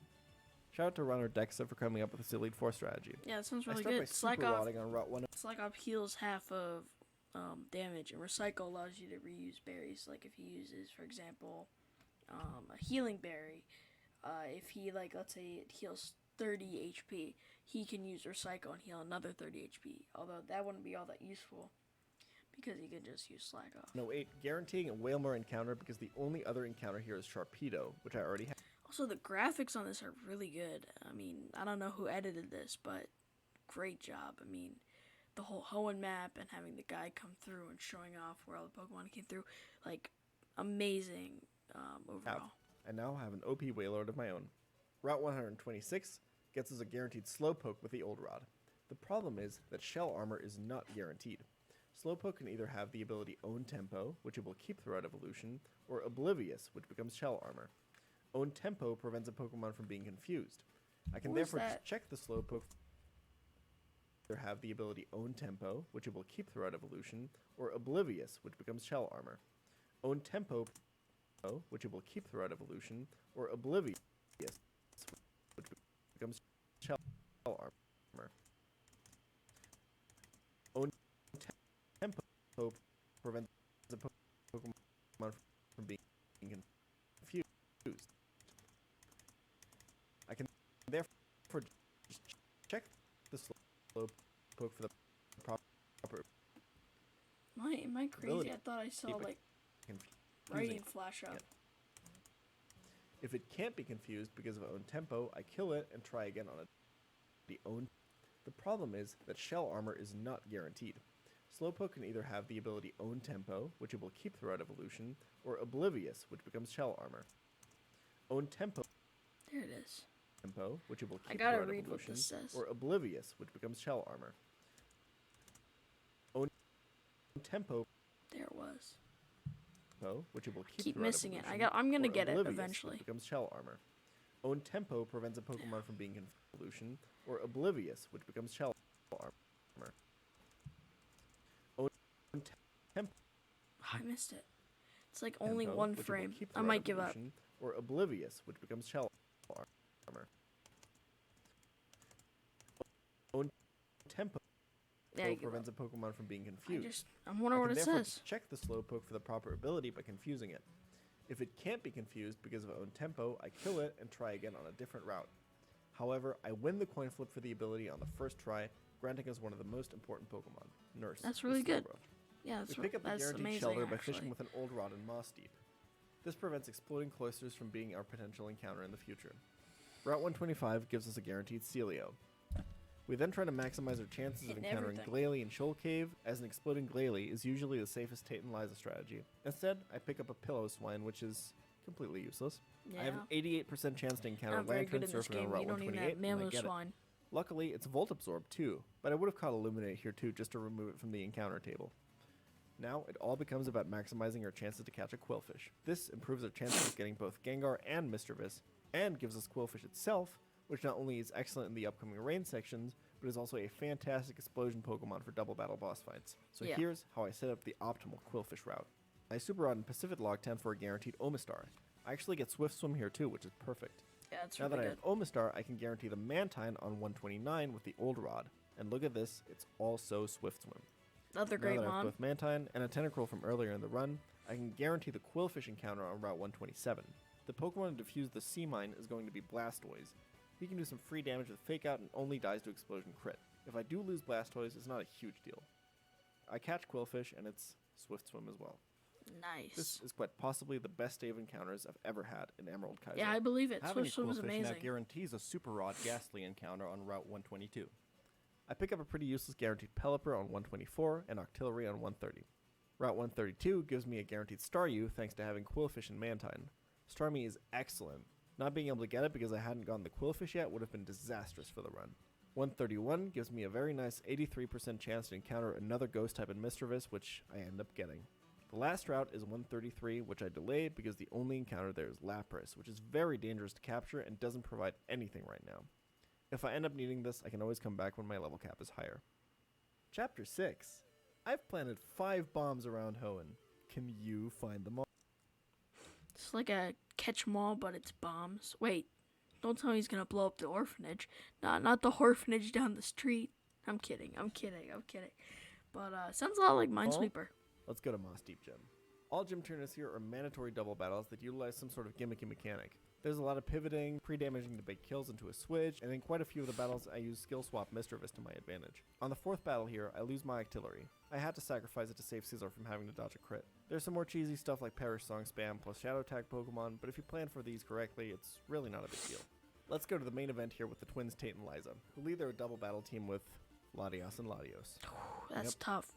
However, at this point in the game, I get to shift into a much more offensive gear. I'm very deep into the game, and I'm past the arguably hardest pre-Elite Four section in Maxi 2. I can sacrifice a ton of Pokemon. You can't just willy-nilly throw any old Pokemon at these boss fights. There's still some incredibly difficult sections coming up. But if you know enough about the games to understand what's valuable and what isn't, you can just rush these late game double battles down. We lead Cloyster and Gengar. Do you see where this is going? That's right, I'm planning to explode my Gengar. Oh, I thought he Latios and exploded Latios both go Clamperl. down, and Cloyster's massive defense stat and battle armor ability mean that it Or always loses Cloyster, the blow I mean. here. I can then send in Mischievous on the dead Gengar slot, and the twins send out Gardevoir and Medicham. But here's the plot twist. It's still turn 1. Cloyster hasn't even attacked yet. That's right. There was a second bomb this entire time. So that's where the 5 Tate and bombs Liza title are came down from. to That makes 2 more Pokemon. sense. I'm down to 4. I killed 2/3 of their team in 1 turn. It's The really gym leaders good. now have Starmie and Jirachi left, which are still not trivial to deal with. Jirachi has Serene Grace, doubling its chance to get Ancient Power boosts at 20%. If it gets any of these off, Jirachi can still easily sweep my team. I target Starmie down with Thunderbolt and Shadow Ball, killing it and only leaving the Steel Psychic Mythic on the field, which does not get an AP boost. Raichu now leaves the field for Donphan as I get a Shadow Ball defense drop on Jirachi with Mischievous. Did I mention that Shadow Ball was changed to drop defense instead of special defense in this ROM hack? Oh, that's really I good. love this. It makes so much more sense with Ghost being a physical type. The small details in this ROM hack is really what makes it such an amazing game. Jirachi gets an attack boost with Meteor Mash and brings Mischievous into red. Not ideal whatsoever. It's easy kill with both Ancient Power and Meteor Mash on Mischievous now. I want to Earthquake with Donphan to get the kill, but this will hit my side as well. The logical choice is to switch to Salamence, who is immune to Earthquake, but Salamence will die if Jirachi gets a crit. The other play is to use Pain Split with Mischievous, which will heal it out of Ancient Power range, but not out of Meteor Mash range. Mischievous would have a 50% chance to die. As Mischievous is my only Ghost type for the foreseeable future, I decided to make the safest play and sacrifice Raichu, who has much less value at this point. It's all about protecting your important encounters in Emerald Kaiser And late it game. is. Another I pivot. take the 7th badge. Time to clear Good, out the Space good. Center from Team He's Milo. doing a I assume they great want to job. I crash mean, the I don't moon think to I would Earth have to ever create gotten more this land far. or some shit. I really don't know. I don't read the dialogue. We have to fight Maxie one more time here, but this time it's in a double battle with Tabitha, while we're joined by Steven. You can only bring 3 Pokemon to this fight. Luckily, this is where Shell Armor Slowbro really starts to shine. Unfortunately, though, Steven is still a useless piece of shit in this fight. Our Starmie takes out Tabitha's gang. So I assume part of the problem with this is because Steven is so bad and, like, you know, doesn't have proper move sets or stuff like that, it's more like a 3-on-6. So it's much more difficult, and yeah, I mean, you have less Pokemon that you control, so you have less planning you can do and less things you can counter for. While Tauros hits us with an Earthquake. Starmie then hits an incredibly important Hydro Pump on Tabitha's Charizard. Missing this Hydro Pump would have gotten me into very hot water. Yeah, it's really good. Get it? Do you get it? Hot water? Because I have a team of water types, and it's a fire type. Do you get it? Do you get it's So it's like dumb. it's like a pun, like a Like, a play it's on so dumb, words. but it's like, yet you it's get it? funny. You Like, get the it's joke? so dumb, it's Do you get good. the fucking joke? Do you fucking get the joke? Tabitha sends in her Salamence while Steven just mindlessly is clicking fucking fly with his Aerodactyl every turn. Starmie still isn't dead to any double edge ranges from Tauros, so I click Ice Beam to kill Salamence. Tauros takes out Steven's useless Aerodactyl and replaces it with a much more useful Starmie as I swap out my Starmie for Slowbro, who can then easily tank and take down Maxie's 3 remaining Pokemon. We now have access to Dive in Sutopolis City. Here awaits us the next member of the Elite Four team. I can guarantee a Lotad, Lombre, or Hubert! Ludicolo encounter here if I repel Hubert! with a level 60 Woo! Pokemon. Because Hubert! Parasect isn't great after Hubert! Winona, I Hubert! intentionally never leveled Hubert! it after this point to Hubert! just keep it at level Hubert! 60. I catch it in, its stats are really bad. Ludicolo's stats are some of the most important on an Elite Four team. This one doesn't even have enough speed to outspeed Glacia's Dugong, and not enough That's special tough. attack to want to kill her Swampert with Magical Leaf, which are the 2 major things it needs to do in this fight. Let's put it this way. Someone choosing their Pokemon stats for the Elite Four would never have gotten this Ludicolo. Wait, what's... No. So you guys don't understand this. This is him flashing back to his only other run that made to the Elite Four where he lost. No, I can't. No. Not again. Not again. Not again. No, no, no, no, no, no. That's rough. It's okay. It's okay. You'll be different. It'll be different this time. I'll keep you safe, bartender. Next up is Seafloor Cavern, which has permanent rain akin to the sun in Flannery's gym or magma hideout. My Why headcanon would is it that be it's raining raining? inside here because the cave is under the ocean and the water is leaking through the ceiling. That makes a lot of sense, actually.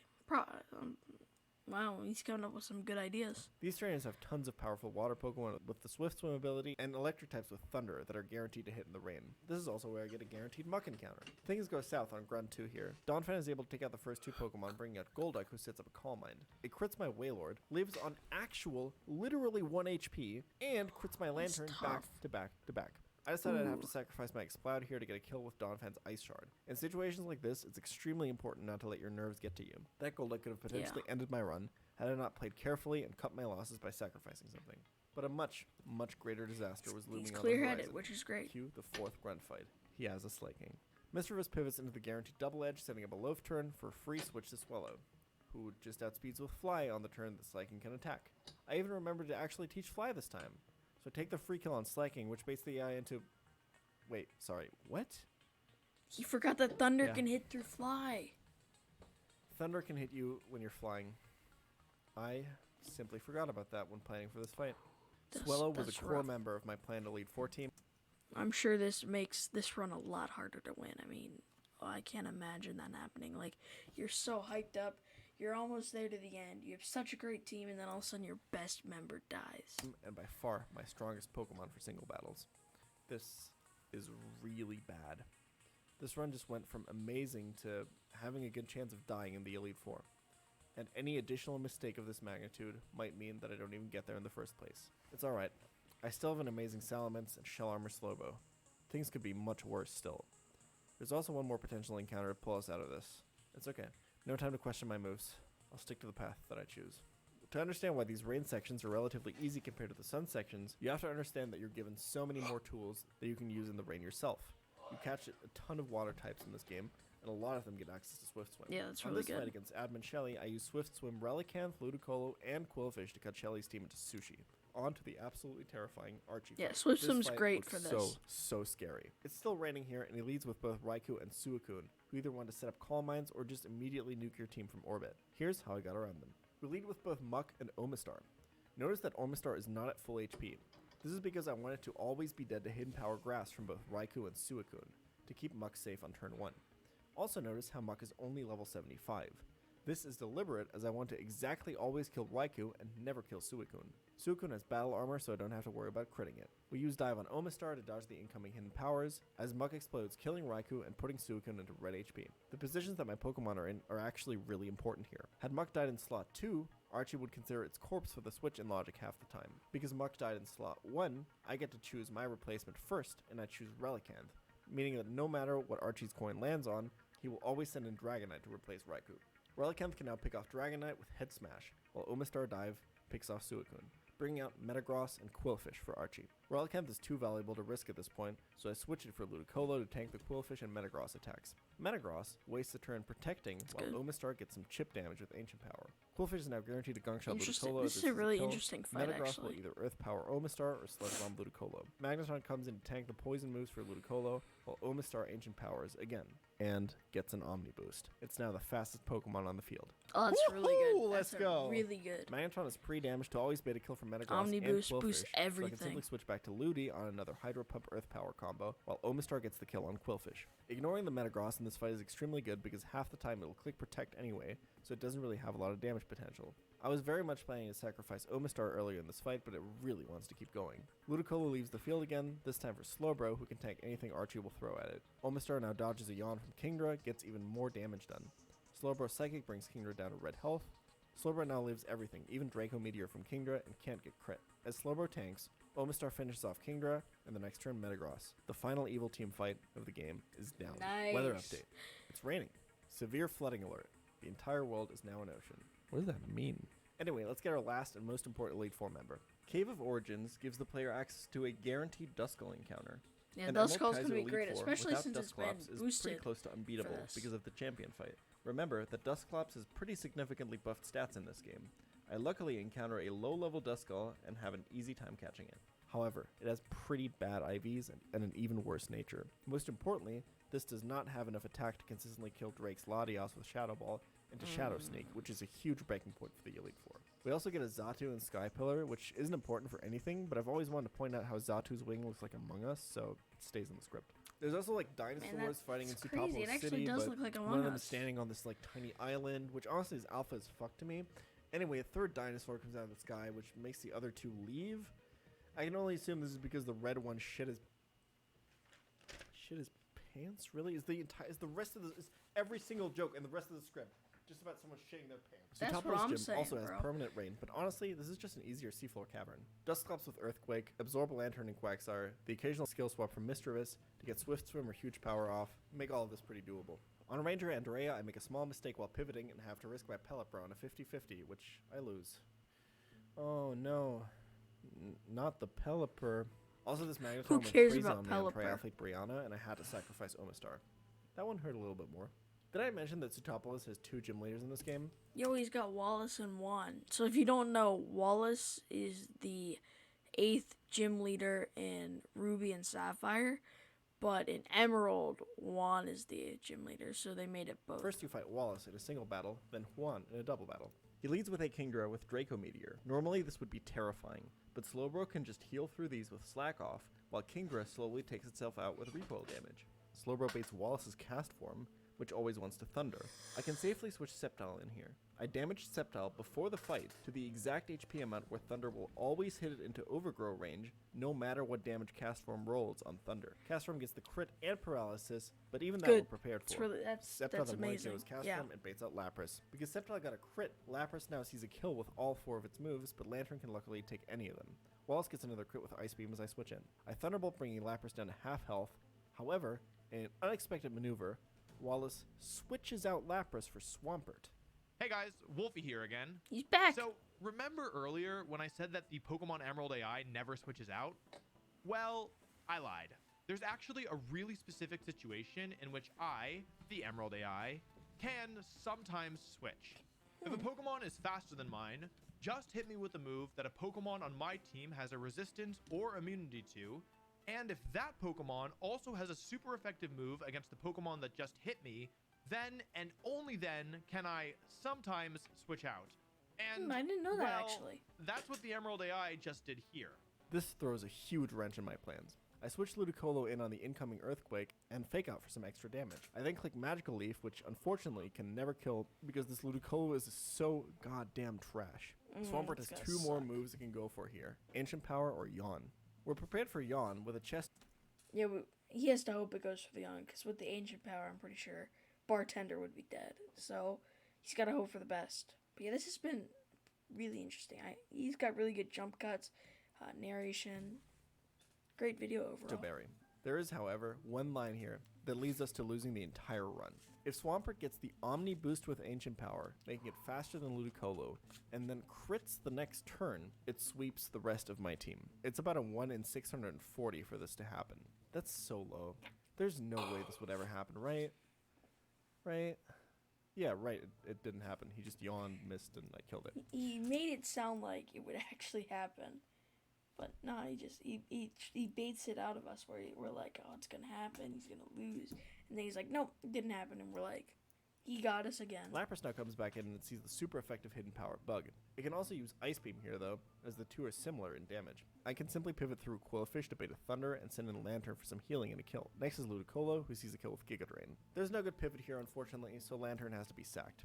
This is fine. Lantern's usefulness has pretty much run its course. Quillfish can then come in for free, take out Ludicolo with a Gunk Shot. Whilst his last Pokemon is Melodic and it's incredibly annoying, it's very bulky and will spam Hypnosis and recover. To dodge going to sleep forever, I paralyzed Wailord before this fight and try to whittle down Melodic with Hyper Voice. I can then eventually switch Quillfish in and finish Melodic off with a huge Gunk Shot. The path to Juan is now open. Time for some fireworks. We lead with Fake He's Out from got this. Blastoise to This prevent should be Lapras an from easy using fight. Thunder, and Self-Destructor Wailord, which kills everything on the field, making the fight an instant 4v4. I go straight into Quillfish Mischievous and explode the Pufferfish, killing 2 more for Juan's Pokemon, while leaving Mischievous on the field. Self-Destruct's Tentacool a and very Mischievous good take move, care of Juan's especially Ludicolo, for and his double Vaporeon battles. eventually falls to Bartender. Okay, I have 8 badges. My level cap is 100, so no more XP management necessary. Time to collect my final encounters and make my way towards the Pokemon League. Chapter 7, Berserker. Let's talk Elite Four teams. Right now, the plan is to use the following 6 Pokemon: Salamence, Slowbro, Wobbuffet, Ludicolo, Dusclops, and Relicanth. This, I would say, Good is a team. very standard, very average Emerald Although I feel like there are a lot of water types. To me, he's got 3 water types here. But, I mean, I hope it works out. Kaizo Elite Four team. There's a lot of room for improvement. First up is Evergrande City, where I encounter a wild Blaziken. If this has excellent stats, this is an easy inclusion on an Elite Four team. Someone maliciously manipulating their team stats to cheat would probably give this viable IVs. I don't know why I felt the need to include that in the script. Yeah, Anyway, I this don't know Blaziken either. cannot outspeed Steven's Jirachi, so it will not make the team. There are 2 more ways I can go to improve this team. Ideally, I really want a good normal type to replace Swellow, specifically for the Sydney fight and Drake's Latios. The best possible encounter for this is the 2% Snorlax encounter on Route 123. This, however, is incredibly difficult to catch as it gets Whirlwind. The way around this is Suction Cups Cradily, which is a guaranteed encounter in Meteor Falls. Alternatively, I can guarantee a Melodic encounter in Meteor Falls. A good Melodic can potentially replace Slowbro. It leads into a much worse Glacia, but a safer Drake. It all depends on Melodic stats, though. The 2% chance of Snorlax is a little bit too low for my taste, and I'd rather take a stab at a good Melodic. However, the Melodic I get is trash. We're Oh, almost that certainly using the sucks. Slowbro Wobbuffet team That now. really There's a sucks. few more busted encounters on Route 123 though. A waterfall blocks Route 123 in Emerald Kaizo, but I can now scale it. However, the patch of grass is blocked by a gauntlet of double battles. Luckily, none of these fights are too hard as I have a massive level advantage and can now start very aggressively sacrificing Pokemon. I end up sacrificing Huntail, Magneton, the newly acquired Blaziken, and Walrein to get through safely. My Route 123 encounter ends up being a Tauros, which is not considered for the Elite Yeah, Four. I also Tauros pick is up not the Giga good. TM for Ludicolo. Oh, Our Giga- final team for Giga this league Train's is really locked good. in now, and I have all of my encounters. I know what encounters need to be protected. This means I'm free to sacrifice every Pokemon in my box to Victory Road trainers if it gives me safer fights. Knowing this, I can just play on the 17 battles in Victory Road backwards, starting with the last trainer. This way, I know what I need for which battle and when it's safe to sacrifice something for tempo. There's actually a fight against Red in Victory Road where Oh, they included Red in this? Oh, that's really cool, actually. I'm sure a lot of Gen 1 Pokemon players really enjoyed this. Because, I mean, you get to fight the trainer you got to play at one point. you get to fight the legendaries in his original team. He uses a bunch of legendaries, but thanks to our level advantage and a strategic Poliwrath sacrifice, this fight is very doable. However, I run into trouble on Expert Julie. My Pillow Swine puts her Metagross into Lychee Bearer range, giving it +1 attack, as it doubles its speed with agility. This thing is about to sweep my entire team if I'm not very careful. I sacrifice Pillow Swine and send in Dawnfang, hoping that Metagross will explode because it's on low HP. I switch to Golem to catch the explosion, and Golem dies. I was planning to use Golem in a later fight, so I have to replan a little bit. Expert Felix is a very scary double battle, but I push past by exploding Electro and sacrificing Misdreavus. The scariest fight here, though, is the final one with Windstraight Veto, and I make an insanely irresponsible mistake here. I decide to stall Slacking with Salaman's Fly, which fulfilled all of the conditions that the AI needs to switch. As Salamence flies up, Vito switches to his Metagross, who is now about to send a super effective Rock Slide towards my Elite Four Pokemon. If he crits, I lose Salamence for That's the Elite not Four, good. That's really and my not good. chances plummet. Oh, he got really lucky. He got really Okay, lucky. yep, that was a possibility that I forgot about. Never punished, though. It's fine. I make it out of Victory Road with all the tools I need to beat the Elite Four. This is it, the final team. Exorcist, Nurse, Moderator, Historian, Mailman, and Bartender. He's got this. I don't know what that was. Chapter 8, A Sisyphean Tale.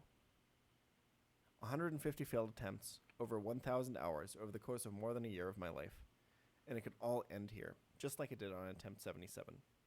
The day I woke up for the Elite Four, I was legitimately shaking. I would knew be that there were shaking too. so I many mean, things that could go wrong. how many people even are if I in played chat? perfectly. It's your I did some 150th napkin math the attempt. night before and knew that even with perfect play, my chances were probably around 60% to win. One small mistake would send that number plummeting, though. Here we go. Let's start at Sydney. He leads with a Sableye, which has been buffed to a comical degree in this Oh my, game.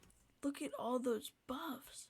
I mean, sure, they decrease the speed, but in this game, Sableye has no weaknesses. It's going to be almost impossible to kill. Sporting nearly twice the bulk of Mega Sableye and more than 50% more attack. This thing is an absolute monster, and it doesn't have a single type as its weakness. There's really only one way to consistently beat this. I have to stall. We will use the synergy between Slowbros and Salamence's abilities, Shell Armor, and Intimidate here. By pivoting back and forth between Salamence and Relicanth, who take turns taking Brick Breaks and HP Rocks, I get Sableye down to -3 attack, which is the sweet spot. I don't want Salamence to take too much damage. Sableye's damage is reduced significantly, and it can't crit through the attack drops on Slowbro's Shell Armor ability. Yeah. I can Toxic it and just spam Slack. So what he meant right there is when a Pokemon crits, it ignores all stat drops. So even though it got its attack lowered 3 times, if it crit, it would use its normal attack power. So it would do a lot more damage than a normal attack with -3 attack. So by using Battle Armor, it can never crit, which means it can never go through those stat drops. Off until it dies. Sydney's team is quite scary, but the most scary Pokemon after Sableye is Houndoom. None of my Houndoom Pokemon outspeed seems or to be kill this, pretty and they consistent. all die to a crit. Scary. Because of this, I want Houndoom to come out as early as possible so the team is as healthy as it can be. To bait it out, I switch to Relicanth the turn that Sableye dies. Houndoom sees the super effective Hidden Power Grass and comes out. I send Salamence in safely on the Quad Resist. If Salamence gets crit here, I lose the run. Hold it! Come on. Salamence holds! It's good. It's good. He's still in this.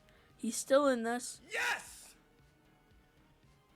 After this, I You get gotta a root completely for the free guy. kill I on mean, Sydney's Machamp. he's been doing Because this of for Salamence so has long. maximum attack, I can simply Air Slash for a kill here. Even slightly less attack would not have guaranteed this. Sydney sends in Jolteon, which wants the Thunderbolt. Dusclops can come in here and kill with Earthquake into Shadow Sneak. I do lose the run to either double crit or double paralysis here. Next up is Sydney's Tauros. I pivot through Relicanth and Salamence for an Intimidate into Slowbro, who can easily out-heal the -1 attack bull during a Toxic Stall. Last is Alakazam. My only way to deal with this is Wobbuffet. If it low rolls, Wobbuffet Mirror Coat will leave it alive. I need to do just a little bit of extra damage, so I switch to Ludicolo, fake out, and then go to Wobbuffet to kill. One Elite Four member Go. down.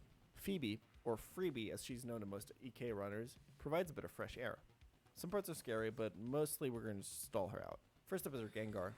Since turn 1 Destiny Bond is Easy. impossible, I can go with a clean kill with Lumberry Dusclops here. Shadow Ball into Shadow Sneak. Here comes Phoebe's Dusclops. This one has Double Team and Rest, which, if you're not prepared for, is a run killer.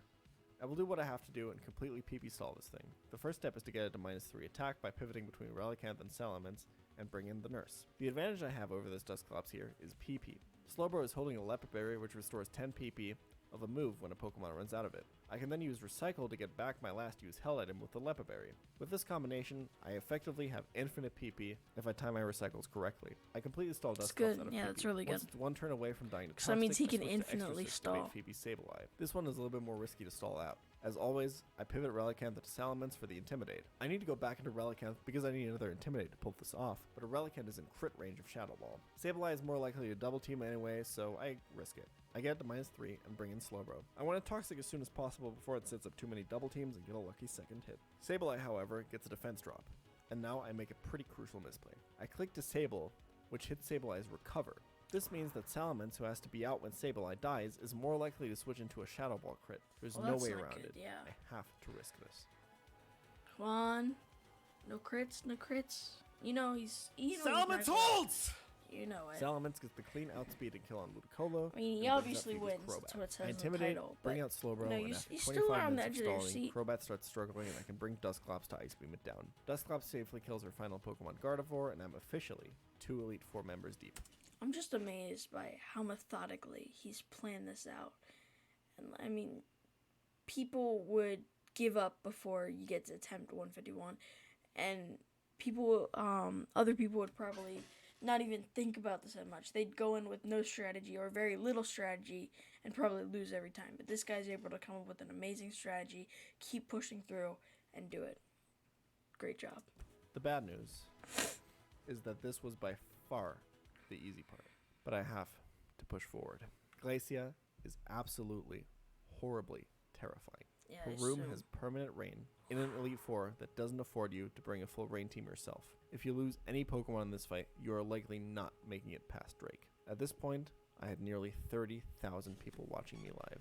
I've never been this nervous in my entire life. I don't think I would be doing the drama and emotions of the next part justice in a post commentary, and I think I did a pretty good job breaking the strategies down live. If you made it this far in the video, thank you so much. If you liked it, please consider subscribing. I have about 5,000 hours of Nuzlocking experience, and what follows were by far the most. And that goes the same for you guys. If you made it this far in this video, make sure to subscribe. And if you comment down below, I was here, then who knows, maybe I'll give you a special gift, or I'll make an unlisted video where I open a Pokemon pack that only you can see. Intense Pokemon battles of my life. I really hope you enjoy them. So, this is the reason we kept the one white herb that is in the entire game. There is only one instance of this. White herb eliminates the Intimidate here, which means we get rid of that attack drop. We get to head smash this for a guaranteed kill through Swift Swim. She goes Regice, and we get to kill that too. Now, there's a slight issue, chat. It is 15 out of 16 rolls to kill. If we miss this range, we're not completely fucked, but things are looking real fucking bad. Okay! Yeah. All right. Last does time it. this dugong is what fucked us. We have a different plan for it this time. Slowbro, show him what you're made of, baby. Now, I did say that was the last PP stall. I did not say that it was the last toxic stall, chat. This is, in fact, the last toxic stall. Gotta add 2 toxics because this is like every other Pokemon in this Elite Four. Lumberry. This might end up turning into a PP stall after all, huh? So yeah, we have the Lepa Berry still. So we're gonna go to Wobbuffet here because we don't need Wobbuffet's HP on this fight. To bait the HP, or to take the HP Grass and bait a Surf for Ludicolo. This positioning means we'll go Lapras, and after a Giga Drain we'll be full HP, which means we're not dead to crit. Yet. We're not gonna fake out because Giga Drain always 3-hit KOs. I'm gonna triple confirm this real quick. Which means we'll have more HP recovered on the final Giga Drain. Alright, we can die to crit here if we low roll and then he crits. My boy, Ludi. This is your chance, buddy. Redeem yourself.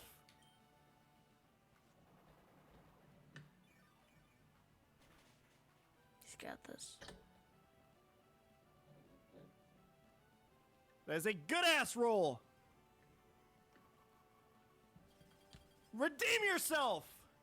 Come on. No freeze. Yes! Bartender! Serving us a dub. That's fine. We have a Lepa Berry equipped, so we have more than enough slack off PP. We're not going to use any other moves here. There's no reason to. Just slack off. Time to count water spout PP, chat. That's 1. He has 8 total. Water Spout's a very powerful Hold move. slow, bro. Water Spout does more damage Hold based that off shit, HP. buddy. But I assume in this game Sunspot. it does recoil damage. So it's 150 base power. So I assume that using it does a lot of damage, but it also does recoil. Okay. We're fine.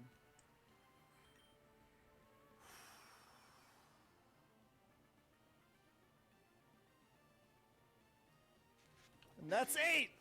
If we counted correctly, the only moves Waylord has left are Hyper Voice, Self-Destruct, and Amnesia. You guys have one guess as to who is switching in now. Just blow up, you piece of shit, please! Yeah. You can see he's happy. Thank you. Dusclops always beats Muddy Water or Yawn here. There's still a lose condition. And hope that we don't miss and Sorry, I hit the didn't mean range. to do that. I Let's just not get accidentally Muddy touched Water it. to get dropped, huh? Let's just not do that.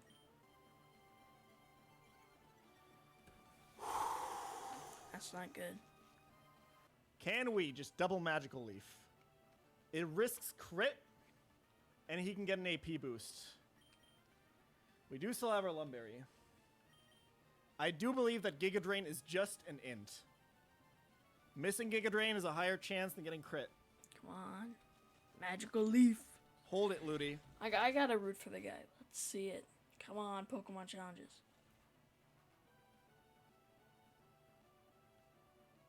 Hold it! This It's isn't not happening. good. It's not good.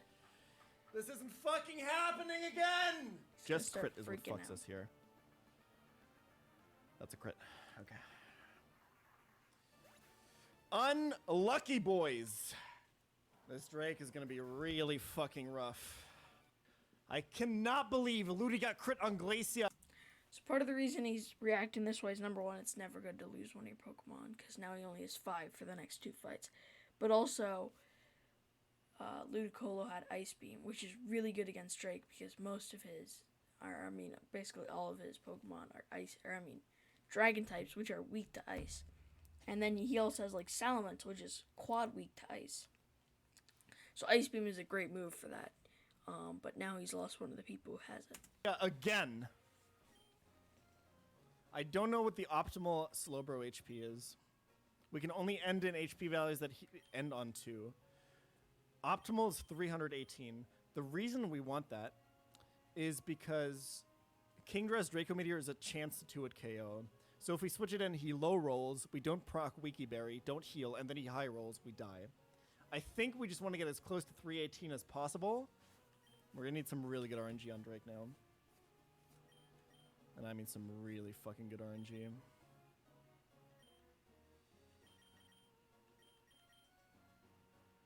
It's either 312. Wait. So the reason he messed up there is he used a Hyper Potion, which in, I think it's either Gen 4 or earlier, or Gen 3 or earlier, heals 200 points of HP. But in later gens, it only heals 120. So he was probably thinking he was using the one that does 120 HP. So that way he could use normal potions to heal it up a bit more. But because he's in an earlier gen, it heals 200, puts him back in full HP. So stupid. Oh no. That's probably going to cost me the run. I choked it. The amount of RNG we need just got increased by quite a lot. Come on! I think you can do it. Drake is, We just need a little he bit can of be luck. difficult, but he's not too hard.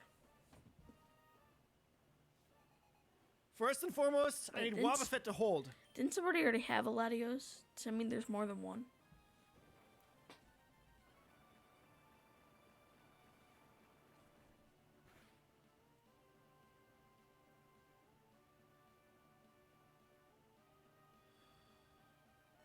He holds! Alright, that was a prerequisite to staying alive. There goes the Latios. Alright, we really, really need this to not be Ancient Power.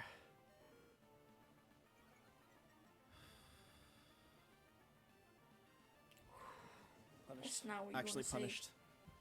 Actually That's fucking super punished. effective against Salamence. It's fine. But Brick Break will be really good because Tyranitar is quad weak to fighting type. This might be Sackments. Wait. Wait. Rock Tomb? Relly is faster. I don't think... Yeah, I think we kill after recoil. Oh, no. Fuck. Hold on. I'm not faster. I think I need to go for Rock Slide Flinch. I think this is Men's Sack. This gives me the most outs. I kill after Rock Slide, yeah. It's 40% minimum roll on -1, 70% after Dragon Claw. Come on. I think this is the play. Let's see that flinch. One flinch.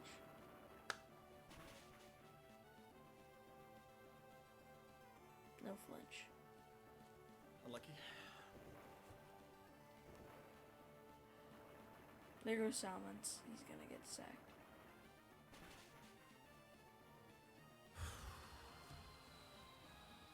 That's gonna make it tough. Salamence is really good. Just low roll me. Come on.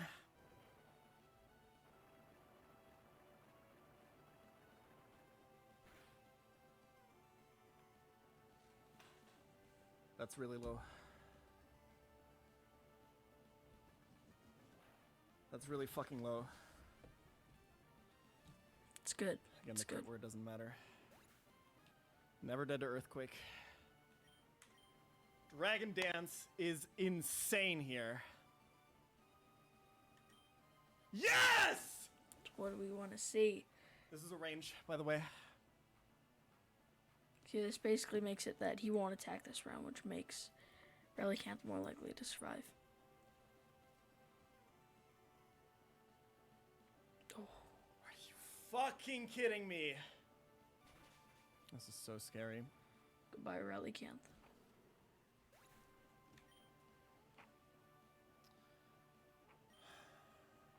This is so fucking scary. It's got I can this. actually get fucked by my hyper potion play now too. There goes Dragonite. Man, this guy's got like all Please pseudo just high roll. legendaries. Please just fucking high roll. Please just fucking high roll, dude. Please. Please, please, please, please, please, please, please, please. Come on. Come on. Just proc my Wiki Berry.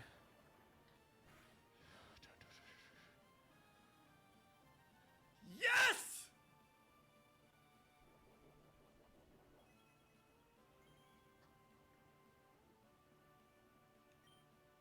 We're not out.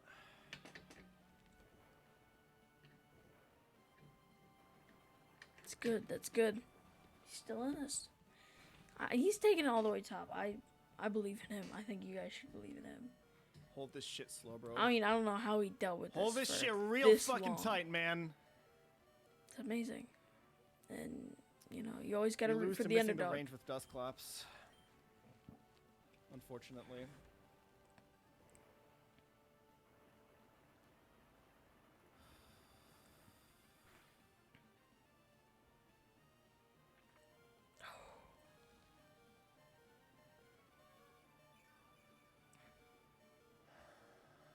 Hold this shit, man! The good news is, it might be like hidden power from Latias. Remember, if he kills himself with Draco Meteor, the turn ends and we do not get to slack off. This works in our favor here. I don't know how it works in his favor, but okay. Just put me into HP fire range, 50 HP or less.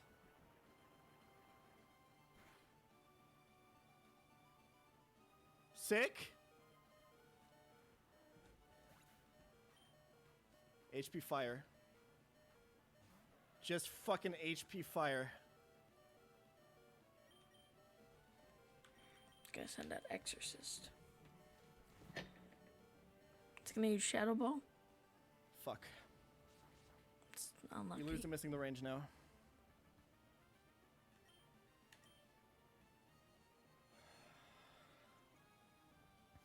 Or maybe not.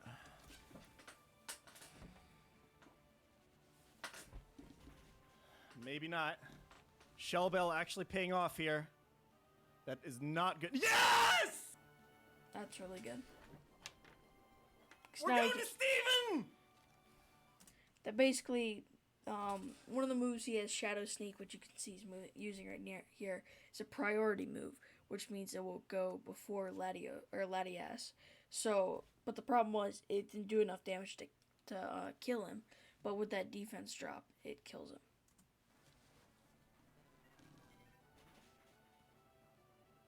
Okay! Furthest attempt! This is for attempt 77. Come This on. is for Flygon. Time to fight Steven. For Bartender, for Historian, and for the Max Attack Mailman. Who He's really only did got deliver. half his team, We get but crit once. he can probably it's do it. over. he's Let this good glorious enough that battle he could do begin. this. He's gonna fight Wallace? We need to avoid crit and turn 1 explosion. Oh no, he's fighting Pretty Steven. good HP. I don't know why it showed Wallace there for a second. Metagross, a scary Pokemon. It's gone. Mewtwo. Come on, cross those fingers, guys. You know you can do it. You know it. That is very fucking good HP. Come on! Don't crit! Don't crit. I gotta root for the underdog, man. Let's see it. Yes! Come on! Only a little bit fucking more! I just need a little fucking more! Come on. It's not over, but we're so close! Sack Wobbuffet, my friend, moderator, swinging the banhammer like no other. Dusclops, show him your true power. Show him what you fucking have. Shadow Sneak kills against Deoxys? I guess We it have is to a, dodge Hydro Pump crit. it is attack form. Come so on. Makes sense. Yes! Okay. This should Okay. do a lot. Okay. Then he should be able to use We're Shadow so Sneak. close. We're so fucking close. Let's see it. Come on. Just a tiny bit more.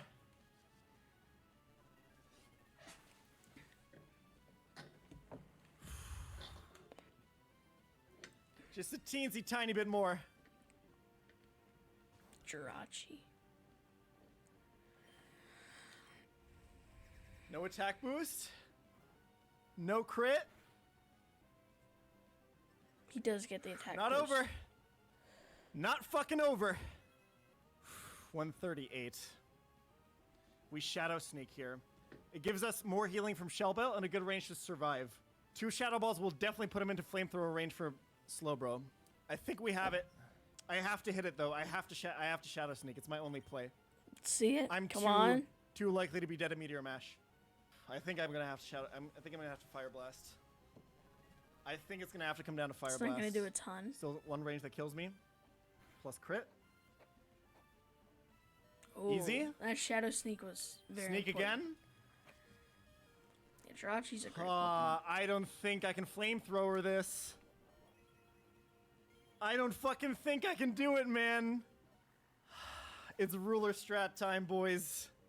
42 to 49% damage is what we need to do. Come on. He's got this in the I think we bag. Flamethrower. 1.6 centimeters on a 4.5 It's an centimeter amazing video HP bar. overall. Should be 35%. If I am not measuring by 7 whole percent, we Flamethrower. Careful now. Yep, that is definitely 1.6. This is just so well thought out and so This well is at planned. 35% HP. Flamethrower deals a minimum of 42. I'm sending that shit, boys.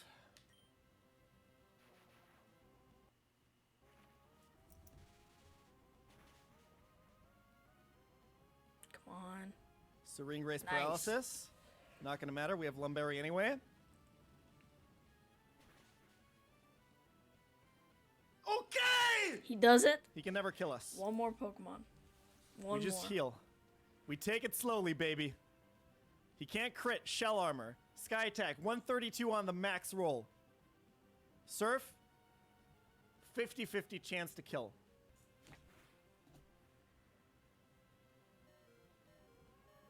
See, right now he's just trying to heal himself up to a good range that he could try to kill. This is the victory lap, boys. This is the fucking victory lap! Exorcist! Getting rid of our demons! Nice. Nurse! Look at that HP. Healing us to there it went. completion! But he was at 69 Hit the HP. fucking range! Hit it!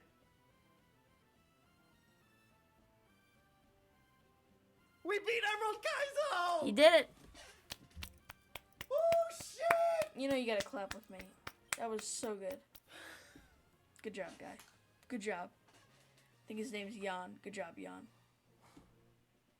Yes! Everyone in chat's saying I was here. He did it. The chat's glitching out because so many people are typing. Yeah, I mean, you no longer has to see this anymore. You can finally move on. I'll never have to see this fucking game again. See, even he says it. It's amazing. Man, it's late.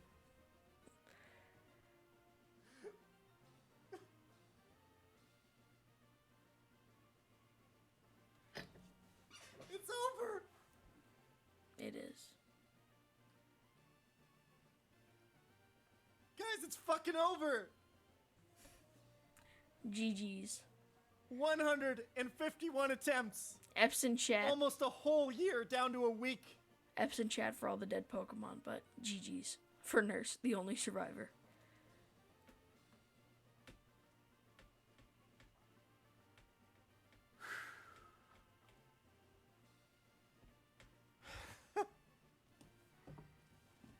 He's gotta be so happy.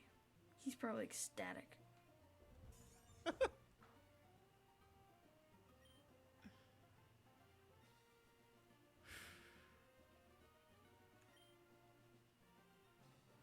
My chat crashed. Yeah. it Kudos to you, did Jan. crash. You're truly noble Pokemon trainer. That he is. Hey, thank you so much for coming along on this journey with me.